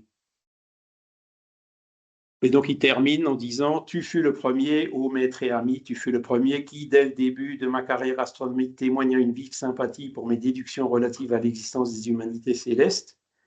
Bien souvent, nous nous entretenions ensemble de cette vie céleste si mystérieuse. » Ça veut dire qu'ils se voyaient souvent. Voilà. Et il ajoute dans ses mémoires, donc le comité lui a demandé de prendre la succession de Kardec dans la Société parisienne des études spirites. Et il a refusé, hein, en disant « Je refusais, sachant que les 9/10 de ses disciples continuaient à voir là, pendant longtemps encore, une religion plutôt qu'une science, et que l'identité des esprits est loin d'être prouvée. » Il y a de ça plus de 40 ans, donc 1910, hein, les disciples d'Allan Kardec ont à peine modifié leur foi, la plupart refusent encore l'analyse scientifique, qui seule, pourtant, pourrait nous instruire exactement. Donc là, je pense que c'est une critique qui est justifiée. Voilà, mais c'est 9/10, donc il y a quand même 1/10 qui sont, disons, des spirites sérieux et ouverts aux recherches scientifiques. Voilà. Et donc ça, la SAF l'interprète comme, ça y est, là, il a divorcé avec le spiritisme, on peut respirer. Désolé, je caricature un peu. 1870, donc c'était la guerre, lui qui était pacifiste et tout, évidemment, voilà. Mais donc il a été promu capitaine, il a participé à la défense de Paris. Les lunettes, au lieu d'être tournées vers le ciel, ben, ils étaient tournées pour trouver où était l'ennemi et puis donner les informations pour qu'ils puissent bombarder ou les empêcher d'avancer, etc. Et donc il habitait à l'époque rue Cassini, hein, et Le Verrier. Alors, il n'était pas rancunier, Flammarion, mais quand Le Verrier a été viré de l'astronomie de l'Observatoire de Paris, il l'écrit clairement dans ses mémoires, ben, si, je ne suis pas rancunier, mais je n'étais pas fâché qu'il se fasse virer aussi, quoi. Parce que, ben, en fait, il le dit, c'est parce que, avec son caractère de cochon, en fait, il empêchait le développement, le progrès de la science. En gros, c'est ça, quoi. Alors, 1874, il s'est marié avec Sylvie Pétiot, qu'il connaissait depuis plusieurs années. Donc là, à la SAP, j'ai appris qu'elle était déjà mariée, elle était devenue veuve, il la connaissait avant qu'elle soit veuve. Enfin bref, je ne sais pas si c'est vrai, mais donc ils se sont mariés en 74 et leur lune de miel, c'était un voyage en ballon. Ils sont allés donc de Paris jusqu'à Spa. À l'époque, il fallait avoir du courage quand même pour faire ça. Vous n'aviez pas le gaz, hein, vous savez. Il prenait le ballon, il calibrait, il calculait le poids des participants, la taille du ballon. Et donc, ils avaient des sacs de sable, de lest. Hein, et puis, ben, quand ça descendait trop vite, ils lâchaient du lest, comme on dit, pour se maintenir, pour pouvoir continuer. Enfin, c'était très rudimentaire à l'époque. Bon, elle n'a pas eu peur, elle est allée avec lui et avec son frère, hein, dans ce voyage-là. Donc elle aussi avait plein d'affinités, donc elle était scientifique aussi, hein. Elle a fondé aussi une association pacifiste, donc là aussi c'est un grand point d'affinité avec Camille, paye des armements par la femme en 1899. Ce serait bien aujourd'hui ça, hein, notamment dans les pays où les femmes ne sont pas traitées convenablement, disons lointain. Après, il y a eu un épisode avec les spirites qui s'appelle le procès des spirites. Donc, il y a un photographe qui faisait des photos. Donc là, vous voyez, vous avez une photo de Flammarion avec derrière l'apparition d'un fantôme. Et c'est le photographe qui faisait ces photos-là, c'était Buguet. Mais donc les maris, qui étaient le successeur de Kardec, en gros, bon, il est tombé dans le piège parce que il avait publié ses photos dans la revue Spirit. Plus tard, il a été démontré et avoué par Buguet que les photos étaient fausses. Donc, vous avez fait de l'argent en tromperie et il a fait un an de prison, les maris, à cause de ça. Il y a eu un procès. Mais Flammarion, lui, dès le début, il a dit « Ah non, non », parce qu'en plus, son père travaillait chez un photographe, donc il était très, très tôt lié à la photographie. Flammarion, c'est un des premiers qui a introduit la photographie au niveau de l'astronomie, hein, parce que à l'époque, les astronomes, ils dessinaient ce qu'ils voyaient. Hein, il n'y avait pas la photo encore. Hein, donc, Juvisy, c'était un des premiers à l'introduire, pardon. Et donc, lui, il n'est pas tombé dans le piège. Il a tout de suite dit, non, là, c'est de la fraude, quoi. Il a tout de suite émis ses doutes. Donc, on aurait eu besoin, là, les maris, par contre, on le regrette beaucoup en tant que spirit. Il aurait mieux valu suivre Camargue dans cet épisode-là. Et là, vous avez son livre, L'astronomie populaire. Donc, je ne sais pas, vous devez peut-être la connaître. 839 pages, 130 000 exemplaires. En 1980, il y a eu l'édition du centenaire, qui est un très beau livre avec une couverture rouge, les pages dorées. Enfin, c'est vraiment un truc magnifique avec des images coloriées, fantastique, quoi. Ça, c'est vraiment, comment dire, ce pourquoi Flammarion est encore le plus connu aujourd'hui. Il y a eu une réimpression en 2009 et il y en a eu une cette année, mais malheureusement, c'est du livre de poche, donc c'est loin d'être la même qualité. En 1882, donc, il y a un de ses admirateurs qui lui a offert ce bâtiment, qui était un ancien bâtiment de la Poste à Juvisy. Et donc, vous voyez l'image avant et après. Pardon. Vous avez l'image avant et après. Donc, il a rajouté un accès et une tourelle dans laquelle il a installé le télescope. Donc, cette maison, il l'a transformée en observatoire. Et donc, ça existe toujours encore aujourd'hui. C'est là où se trouve le musée, le fonds, les archives Camille Flammarion. Voilà. Et donc là, vous avez une photo. Hein, donc, c'était quand même un télescope de 3750 mm de focale, 240 mm de diamètre. Et il avait plein de collaborateurs. Il y a plein de gens qui ont commencé à le rejoindre pour faire des travaux divers et variés. Donc, vous voyez, l'étude physique des planètes, application de la photographie, comme je viens de le dire, météorologie, climatologie, radioculture, hein, étude de l'influence des rayons solaires sur la forme, la taille et la couleur des plantes. Il avait des serres avec des toits de différentes couleurs et puis il déterminait quelle couleur était la plus propice au développement des plantes. Donc, ce n'était pas que l'astronomie, il s'intéressait vraiment à plein de sujets. Au début des années 1890, donc il a fréquenté Charles Richet, Xavier Dariex, les annales des sciences psychiques, ils ne sont pas loin là, je crois. C'était un peu il répliquait ce qu'avait commencé la Société des recherches psychiques de Londres avec les Proceedings, hein, c'était la version française, et donc il y était impliqué dès le début avec des gens comme William Crookes, Lombroso, Maxwell, Oshorowitz, Albert de Rocha, Schrenk-Notzing, etc.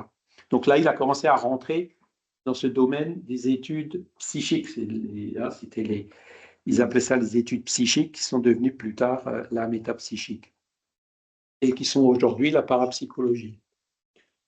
C'est là où il est devenu vraiment plus actif dans ses recherches psychiques. Hein. Et une autre caractéristique de Camille Flammarion, qui existe toujours dans ses archives, mais qui n'a pas été exploitée jusqu'à aujourd'hui, sauf les livres qu'il a publiés lui-même, c'est qu'il recueillait des dizaines, des centaines de témoignages de faits paranormaux, de maisons hantées ou autres. Et donc, il a une grosse base de données au niveau de cette phénoménologie. C'est ce qu'il a publié dans ses derniers livres, comme on le verra. Et c'était aussi une de ses caractéristiques, un travail qui ressemble à celui qu'a fait Ernesto Bozzano, hein, pour récolter des témoignages, des phénomènes, de tous ces phénomènes paranormaux. 1894 à 1848, donc il a écrit un dictionnaire encyclopédique universel contenant tous les mots de la langue française et résumé l'ensemble des connaissances humaines à la fin du XIXe siècle. 8 volumes de 1000 pages. Moi, je me demande comment il faisait, quoi. C'est incroyable, incroyable. Là, vous avez la liste des livres qu'il avait déjà publiés en 1900. Donc, vous voyez, ça tient déjà en petites lettres sur 2 colonnes. 1898, il a commencé à organiser des séances chez lui, donc notamment avec Eusapia Palladino. Il l'a surprise à frauder. Hein. Une suspicion qui lui était venue des précédentes expériences, hein, en disant « J'ai vu de mes propres yeux les photos préparées par Bugey. Hein. Vu de mes propres yeux Slade écrire sous la table sur une ardoise cachée. » Voilà, donc des fraudes, il y en a eu. Hein. Il y en a toujours. Il l'a reconnu, les spirites le reconnaissent aussi. Hein. Par contre, ce n'est pas parce qu'on peut frauder ou imiter quelque chose que la chose n'existe pas. Et c'est le même raisonnement que Flammarion a toujours fait. Il n'est pas revenu en arrière sur les forces naturelles inconnues ou sur la réalité de tous ces phénomènes. Voilà. Alors, je pense que la photo du haut, c'est bien chez lui, mais la photo du bas, je crois que c'est plutôt celle qui a été prise à Montfort-l'Amaury. Voilà. Et donc là, vous avez les livres qu'il a commencé à publier beaucoup plus spécifiquement sur ce domaine-là, donc l'inconnu et les problèmes psychiques. Manifestation télépathique de mourants, apparition, télépathie, communication psychique, suggestion mentale, vue à distance, le monde des rêves, divination de l'avenir. Et il y a 76 cas, donc je vous dis, il rassemblait des cas, il en a mis 76 dans ce livre-là. Donc c'est ce genre de phénomène qui intéresse aussi toutes les recherches psychiques et métapsychiques encore aujourd'hui. 1907, donc je vous en ai déjà parlé, hein, c'est la révision des forces naturelles inconnues, hein, qu'il a donc pu augmenter et publier sous son nom en 1907. 1911, il a eu un jubilé scientifique. 1912, c'était officier de la Légion d'honneur. Il était devenu chevalier en 1881 et il est devenu commandeur, donc c'est le plus haut grade, en 1922. Donc il avait vraiment une reconnaissance nationale. Là, vous avez ses mémoires. Donc, si vous voulez plus de détails pour la période jusqu'en 1870, je vous conseille de le lire. Là, après, il y a eu la Première Guerre mondiale. il s'est réfugié à Arcachon, puis à Cherbourg. Et c'est après la Première Guerre mondiale qu'il s'est beaucoup plus consacré aux recherches psychiques, même que la science et l'astronomie en général. Le 23 février 1919, sa première épouse, elle est morte de la grippe espagnole. À 92 ans, elle était un peu plus âgée que lui.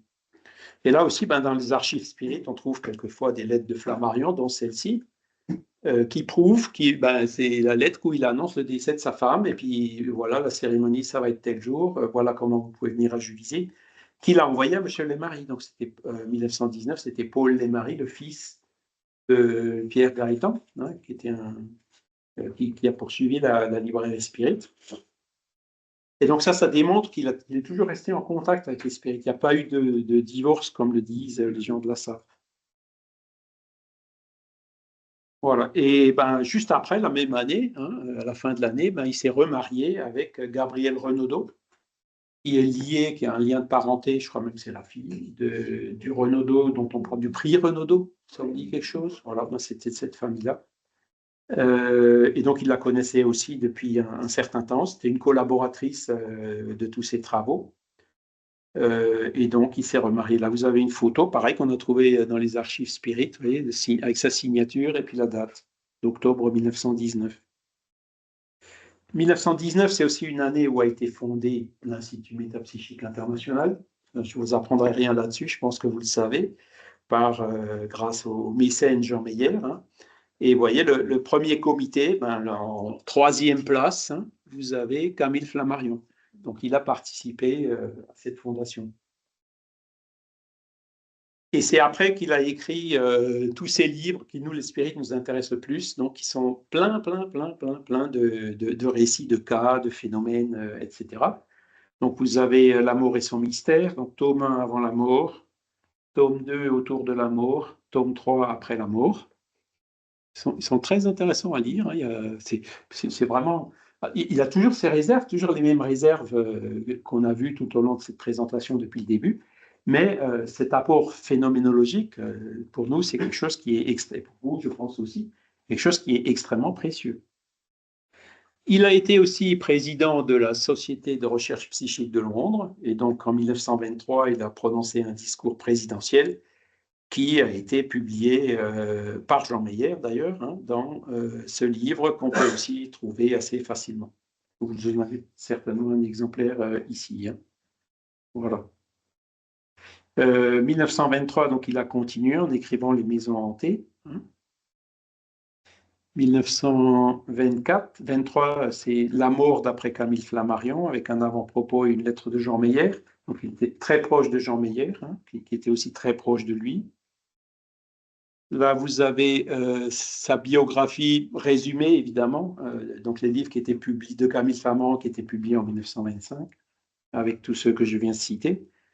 Et donc, 1925, il est mort le 3 juin. Ce n'était pas le 4 juin, j'ai dit tout à l'heure, c'était le 3 juin, à 83 ans, d'une crise cardiaque. Voilà.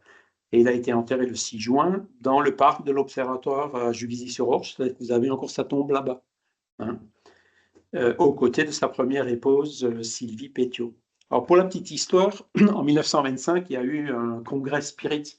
Je ne sais pas avec qui on en parlait ce matin, où a participé d'ailleurs Varcollier, René Varcollier. Hein, et ce congrès, quand il le préparait en 1923-1924, il voulait en confier la présidence à Camille Flammarion. Et il y a des communications spirituelles qui ont dit « Non, ça ne peut pas être Camille Flammarion, choisissez quelqu'un d'autre. » Bon, c'est a posteriori qu'on comprend pourquoi ils ont écrit ça. Bon, voilà. Et le congrès a été finalement présidé par Léon Denis. Et Léon Denis, lui, il est mort qu'en 1927. Voilà. C'est là, la photo avec la barbe. Il va peut-être bientôt y avoir un film aussi dans la Fondation Albert Kahn. Si vous voulez voir un film où il y a Léon Denis, vous allez à la Fondation Albert Kahn à Boulogne.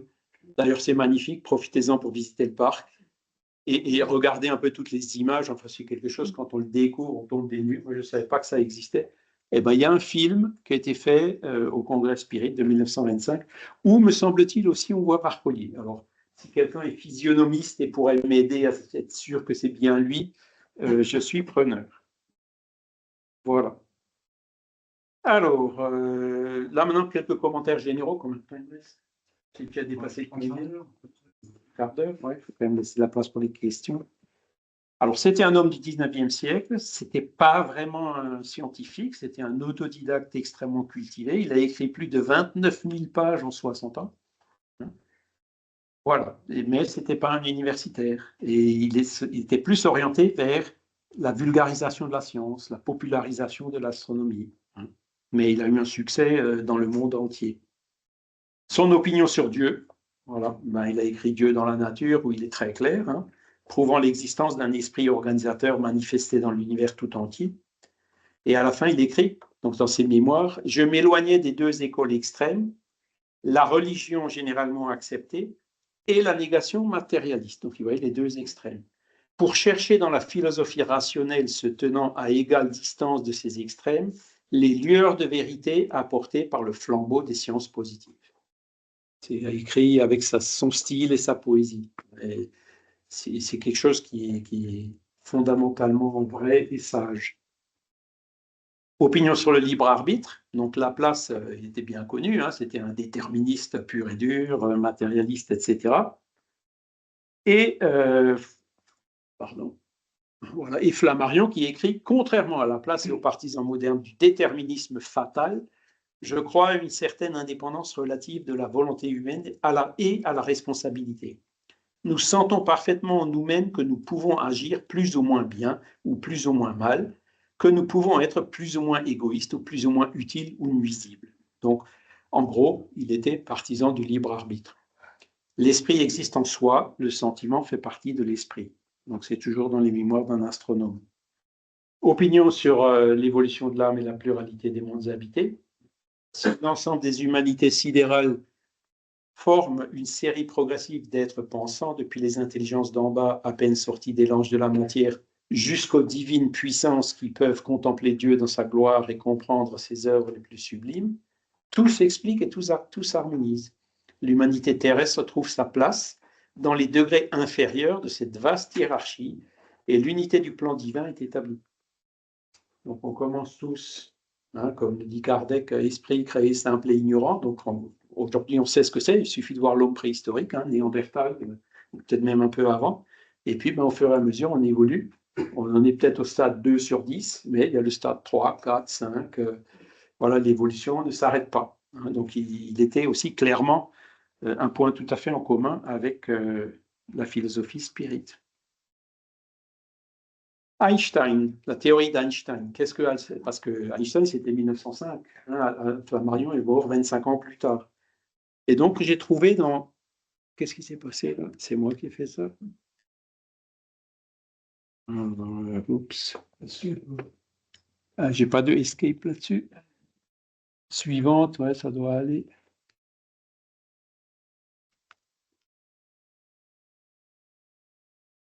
Ah, il faut vous taper la touche escape. Ah non. Ouais, mais alors ça, c'est quand la souris se met en route, là, c'est tout. Hop! Raté. En fait, je ne sais pas comment cliquer. Ah si, ça y est. Alors, je suis où?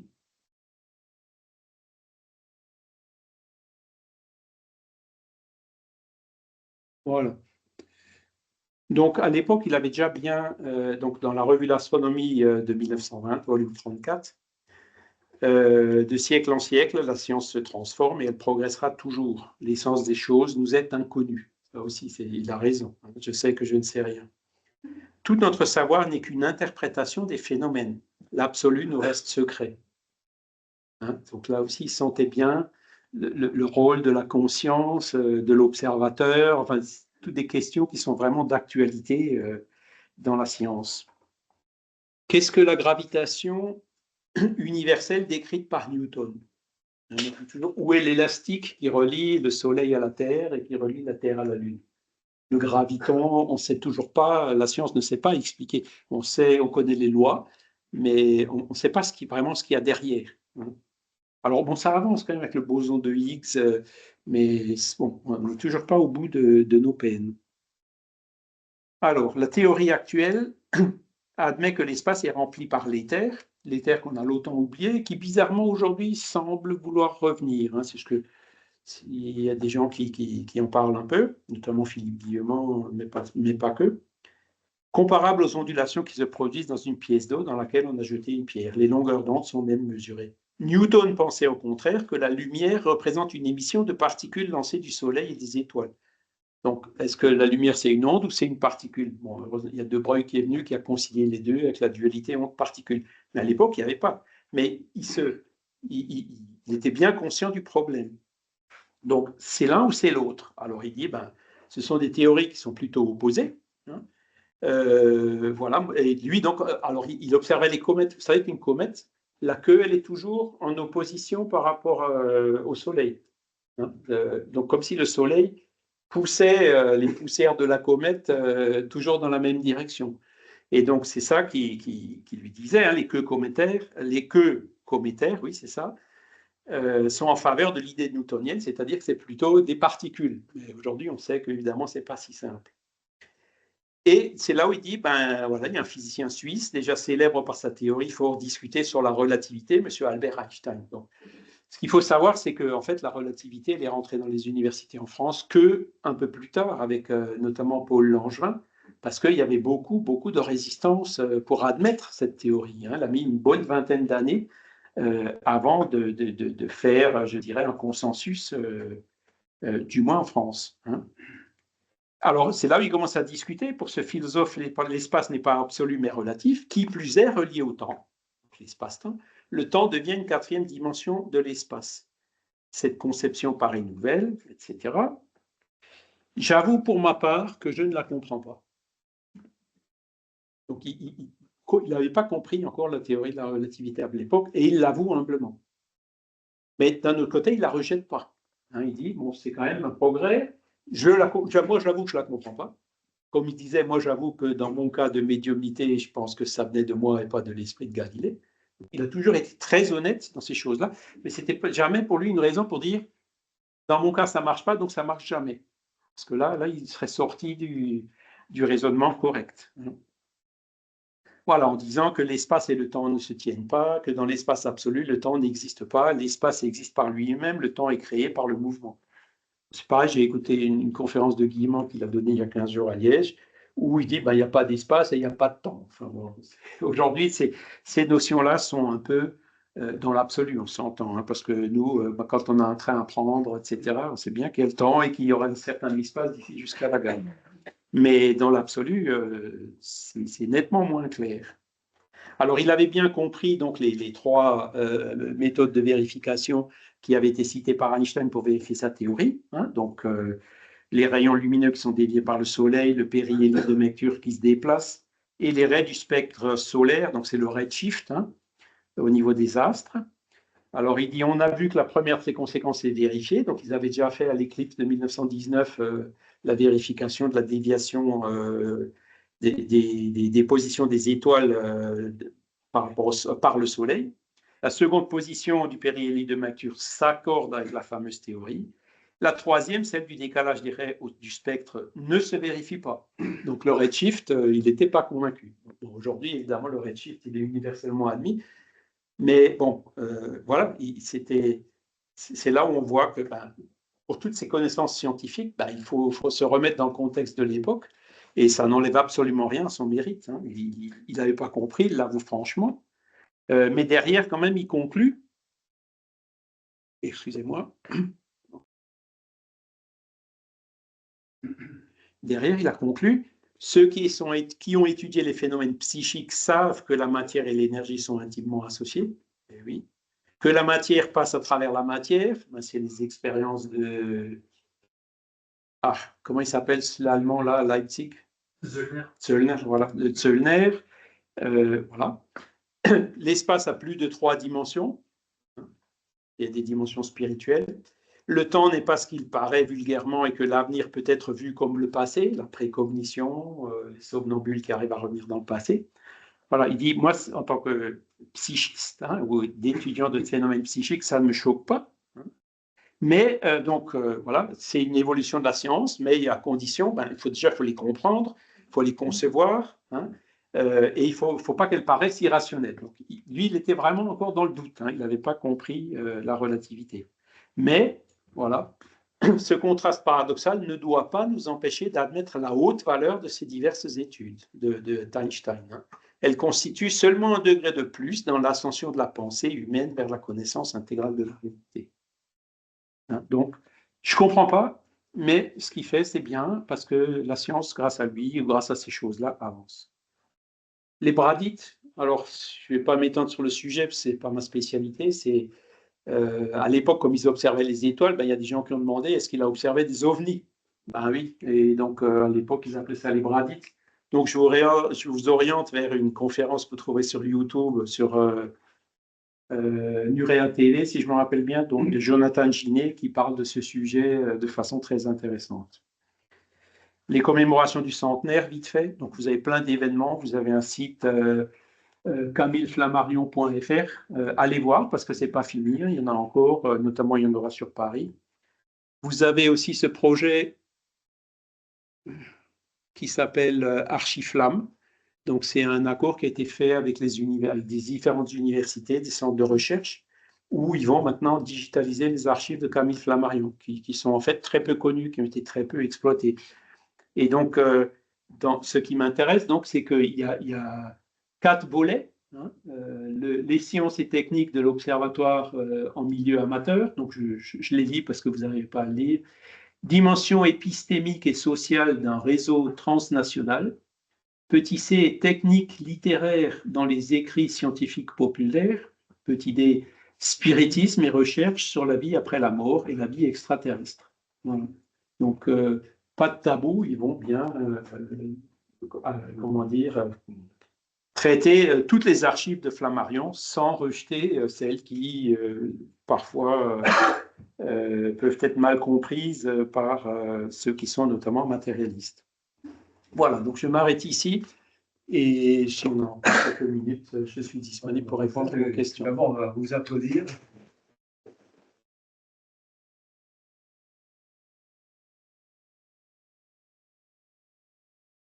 Alors, y a-t-il des questions? Oui? Merci beaucoup, monsieur. De rien. Je voulais savoir s'il avait rencontré, si Camille Flammarion avait rencontré Augustin Lesage et d'autres peintres dits spirites. Est-ce qu'il en avait pensé? Oui, il me semble, oui, qu'ils se sont rencontrés, puisque notamment ce fameux congrès de 1925, il y a eu une exposition, et dans cette exposition, il y avait des tableaux d'Augustin Lesage. Donc Augustin Lesage avait déjà commencé ces tableaux à l'époque du vivant de Camille Flammarion. Maintenant, je ne suis pas capable maintenant de vous dire immédiatement où il le cite, mais il me semble, ouais, c'est pratiquement sûr qu'il se soit connu, qu'il ait été au courant. Et si ce n'était pas Augustin Lesage, ailleurs, il parle, par exemple, des gravures qui avaient été faites par Victorien Sardou, du genre la maison de Mozart, sur Jupiter, ce genre de choses. Donc, oui, il était comme il était dessinateur aussi, vous avez vu, dessinateur artistique, il s'était intéressé au sujet. Oui. Une question? Le bling-bling, c'est peut-être quelqu'un qui... Oui. Moi, je me questionnais sur Juvisy. J'ai vu qu'en fait, à Juvisy, il y avait plein de choses formidables. Oui. Il avait un fond qui était très conséquent et composé de plein de pièces variées. J'avais essayé de voir la possibilité de les consulter. Alors, non seulement il me semble que c'était accessible qu'aux chercheurs, mais qu'en plus, Juvisy était en travaux. Enfin, la dernière fois que je m'y étais intéressé, j'en étais resté là. Qu'est-ce que vous pouvez nous dire justement de ce lieu et de ce qu'il renferme et de comment on peut y accéder? J'en ai parlé un petit peu au début. Donc j'ai vu M. Guéraud à Montigny-le-Roi, parce que ça fait un petit moment que je lui ai écrit en lui disant que j'aimerais bien venir. Donc lui, il est directeur de l'observatoire et des archives qui sont dedans. Elles font partie des archives départementales de l'Essonne. Donc il y a quand même une couverture, parce qu'il a fallu... ils sont toujours en train de rénover le bâtiment, qui a évidemment un peu vieilli. Il y avait des fuites et des infiltrations dans la coupole, etc. Donc, ils ont bien avancé grâce justement au département et tout ça, maintenant avec le centenaire, dans la maintenance du bâtiment. Maintenant, voilà pour les visites. Donc, je sais qu'il y en a eu une la journée du patrimoine, là, en septembre. hein, je n'ai pas pu venir. Puis j'attends de M. Guiraud donc un rendez-vous pour aller notamment photographier cette carte de membre ou la scanner en meilleure définition. Et donc il m'a dit, voilà, il y a 7 ou 8 boîtes où il y a tous ces témoignages de phénomènes qu'il a recueillis.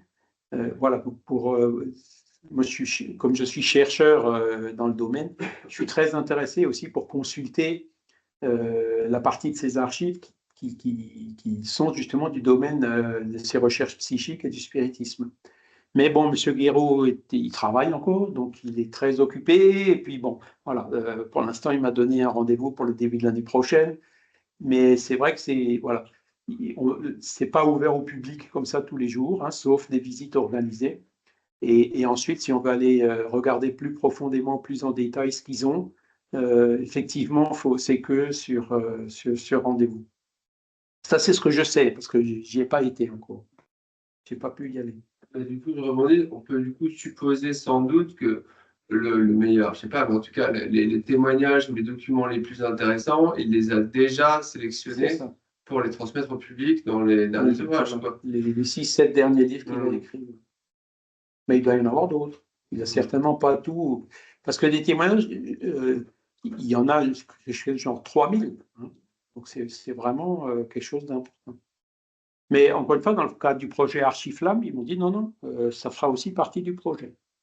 Donc, alors je ne connais pas les détails, donc ils vont digitaliser et puis mettre ça en ligne. Alors, est-ce que ce sera gratuit, payant? Je ne sais pas. C'est des choses que je ne sais pas encore.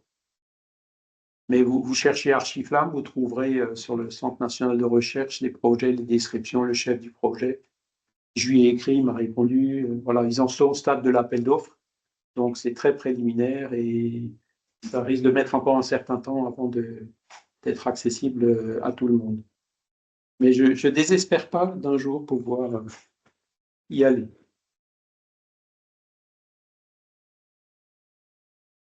Oui. Je voudrais poser 2 questions. La première, c'est que le spiritisme prétendait à la scientificité. Et à l'époque, la notion de scientificité était assez floue. Depuis, elle s'est un peu précisée. Et dans quelle mesure on peut encore penser que le spiritisme satisfait à la condition de scientificité? Et mon autre question, avec les données qu'on a depuis, qu'on n'avait pas les spirites, par exemple les EMI ou voyages astrales, est-ce qu'on peut considérer que ces données confirment ou affirment le spiritisme? D'accord. Alors, par rapport à la première question, effectivement, il y avait Descartes et il y avait Auguste Comte, hein, en termes de méthodologie. Alors, essentiellement, il y avait peut-être encore d'autres idées, mais l'épistémologie ne s'est développée vraiment qu'au XXe siècle. Donc, Kardec, lui, il appliquait ce qu'il appelait la méthode rationnelle, la méthode scientifique, l'observation. Enfin, voilà, c'était à ce niveau-là, quoi, hein. On est loin, je pense, des protocoles qui peuvent être utilisés aujourd'hui, par exemple, dans la parapsychologie. On peut aussi discuter, est-ce que les protocoles scientifiques traditionnels sont valables pour des phénomènes qui ne le sont pas, vous voyez? Dans les phénomènes paranormaux ou spirituels ou de EMI, comme vous en avez parlé, il y a un contenu subjectif quand même assez important. Ce ne sont pas des phénomènes qui sont reproductibles facilement ou à volonté, qui sont même, comment tu disais, élusifs, c'est ça? Voilà. Des phénomènes, il y a une certaine élusivité dans les. Plus on cherche à les rattraper, plus ils ont l'air de fuir, hein. Donc, mais ce sont je dirais des choses qui ont déjà été reconnues et observées par les parapsychologues d'aujourd'hui, qui sont donc en train de travailler justement à l'adaptation de la méthodologie pour les couvrir. Donc, quand le spiritisme dit, bon, Kardec a suivi la méthode scientifique de son époque, oui, et il y a, alors, vous savez que sur les 40 millions de spirites dans le monde aujourd'hui, vous en avez 25 au Brésil. Et donc, parmi ces 25 millions de spirites au Brésil, vous avez des universitaires, et notamment quelqu'un que j'admire beaucoup, qui s'appelle M. Chibeni, qui est professeur d'épistémologie à l'Université fédérale de Campinas, dans l'État de Sao Paulo.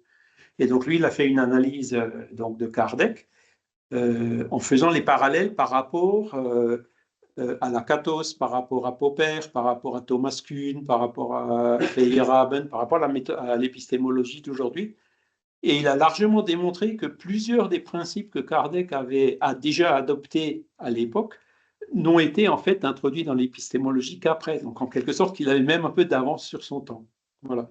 Mais le spiritisme continue aujourd'hui à maintenir cette position qui est de dire il faut suivre voilà, la méthodologie moderne, mais pas tomber dans l'excès, c'est-à-dire par exemple l'ectoplasmie, il y en avait plein, juste il y avait plein de, donc vous avez Kluski, enfin tout ce qui a été fait à Ligny, il y en a eu plein d'autres partout dans le monde, jusqu'à la Deuxième Guerre mondiale. Depuis la Deuxième Guerre mondiale, c'est beaucoup plus flou.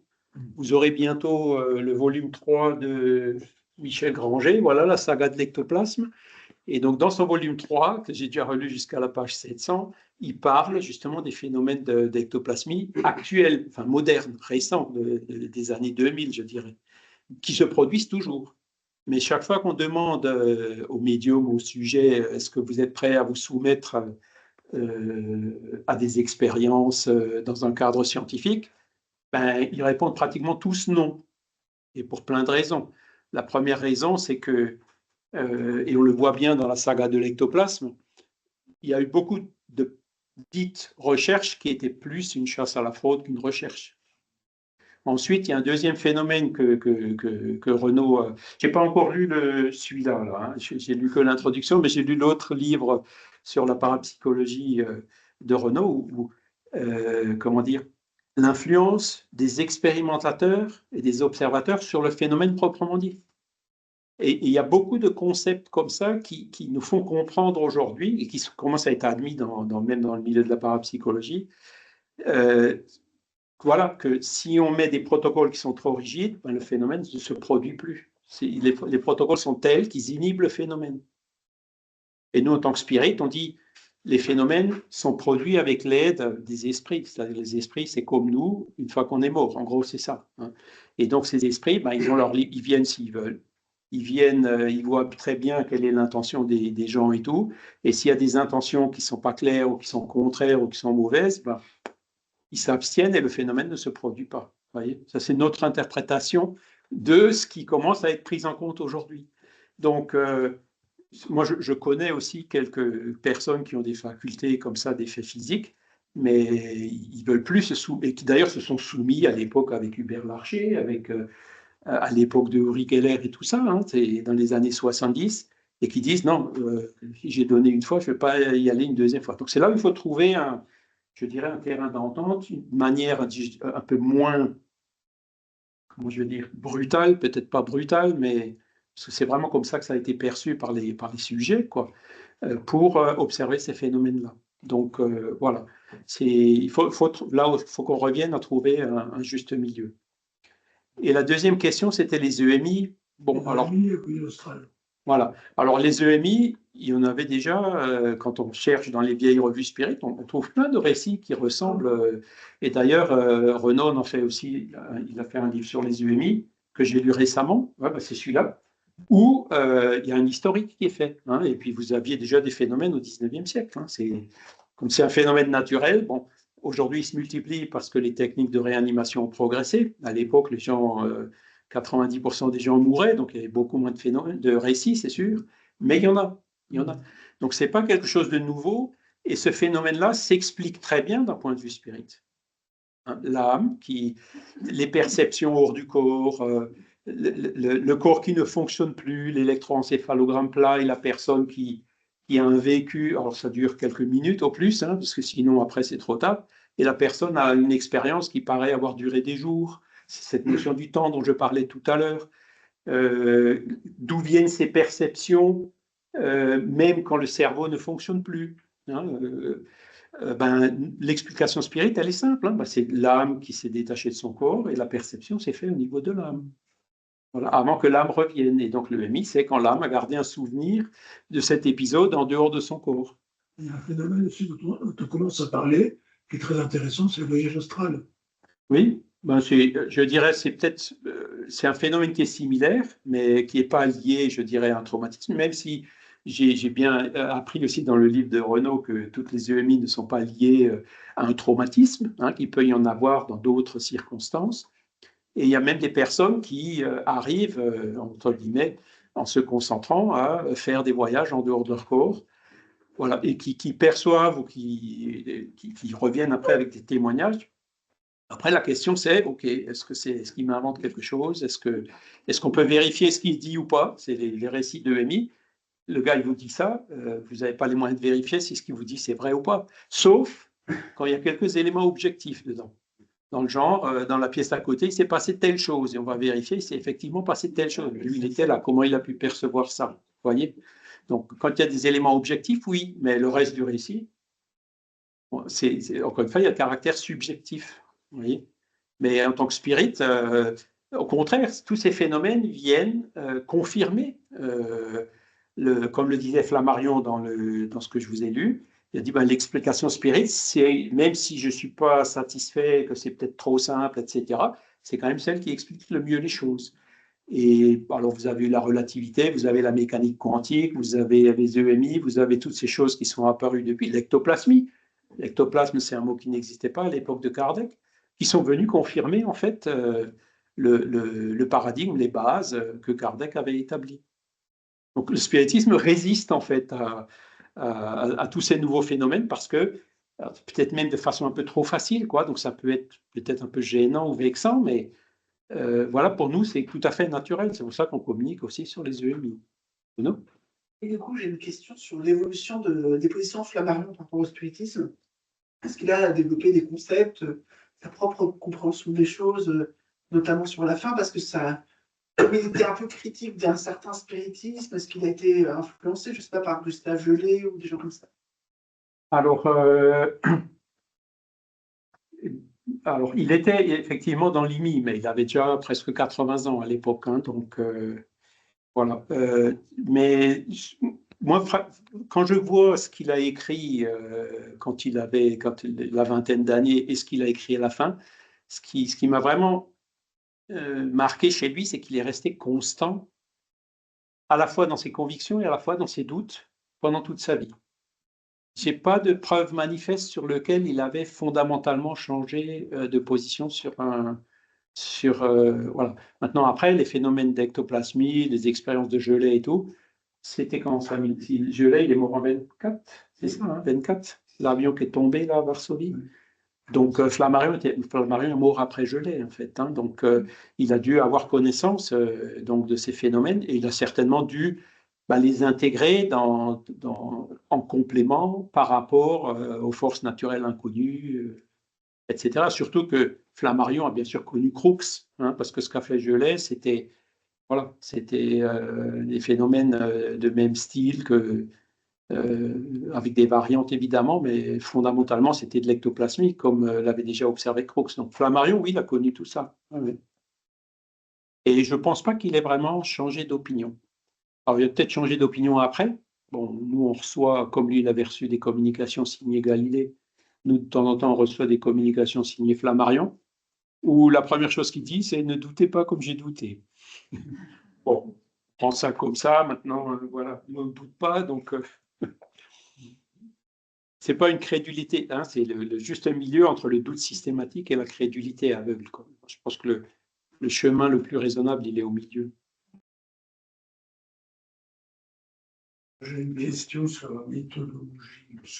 Lorsqu'on lit les ouvrages de Flammarion, La mort et son mystère ou Avant la mort, il cite beaucoup de courriers qu'il reçoit. Oui. Seulement, il ne vérifie. J'ai l'impression qu'il ne vérifie jamais ce qui a pu déclencher ces témoignages. Il n'y a pas de vérification. Et ça me gêne un peu. Alors là, vous parlez donc les phénomènes, les témoignages qu'il a reçus. Oui. Alors, bon, comme il en a reçu plusieurs milliers, c'est sûr qu'il n'a pas pu tous les vérifier.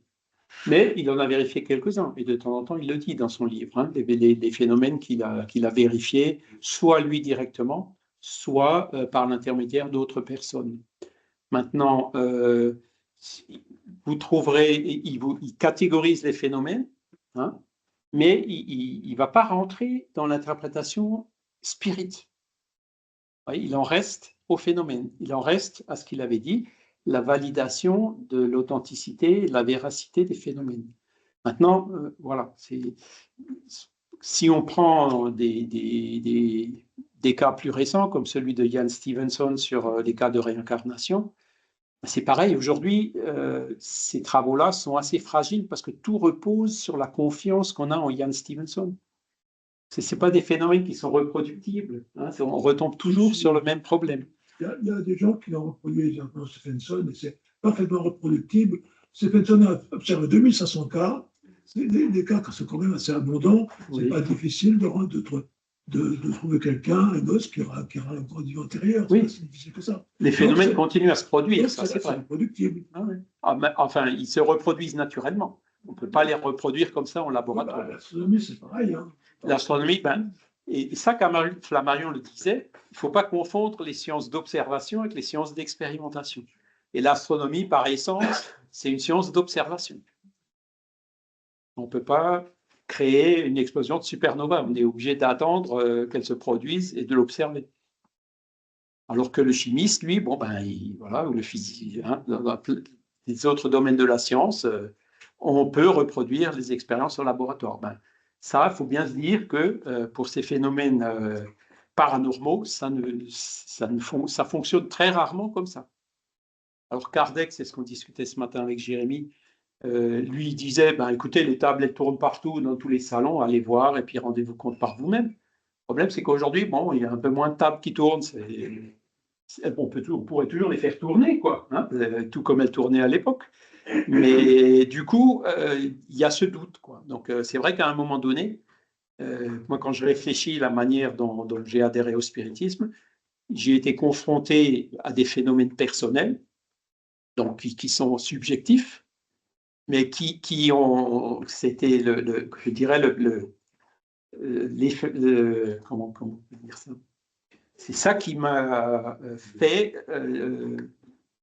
ma conviction. Alors, je ne veux pas dire que c'est une foi, hein, même s'il faut toujours avoir un peu de foi dans ces choses-là. Parce que si vous ne croyez pas en ce que vous faites, vous arriverez difficilement à avancer ou à trouver des choses.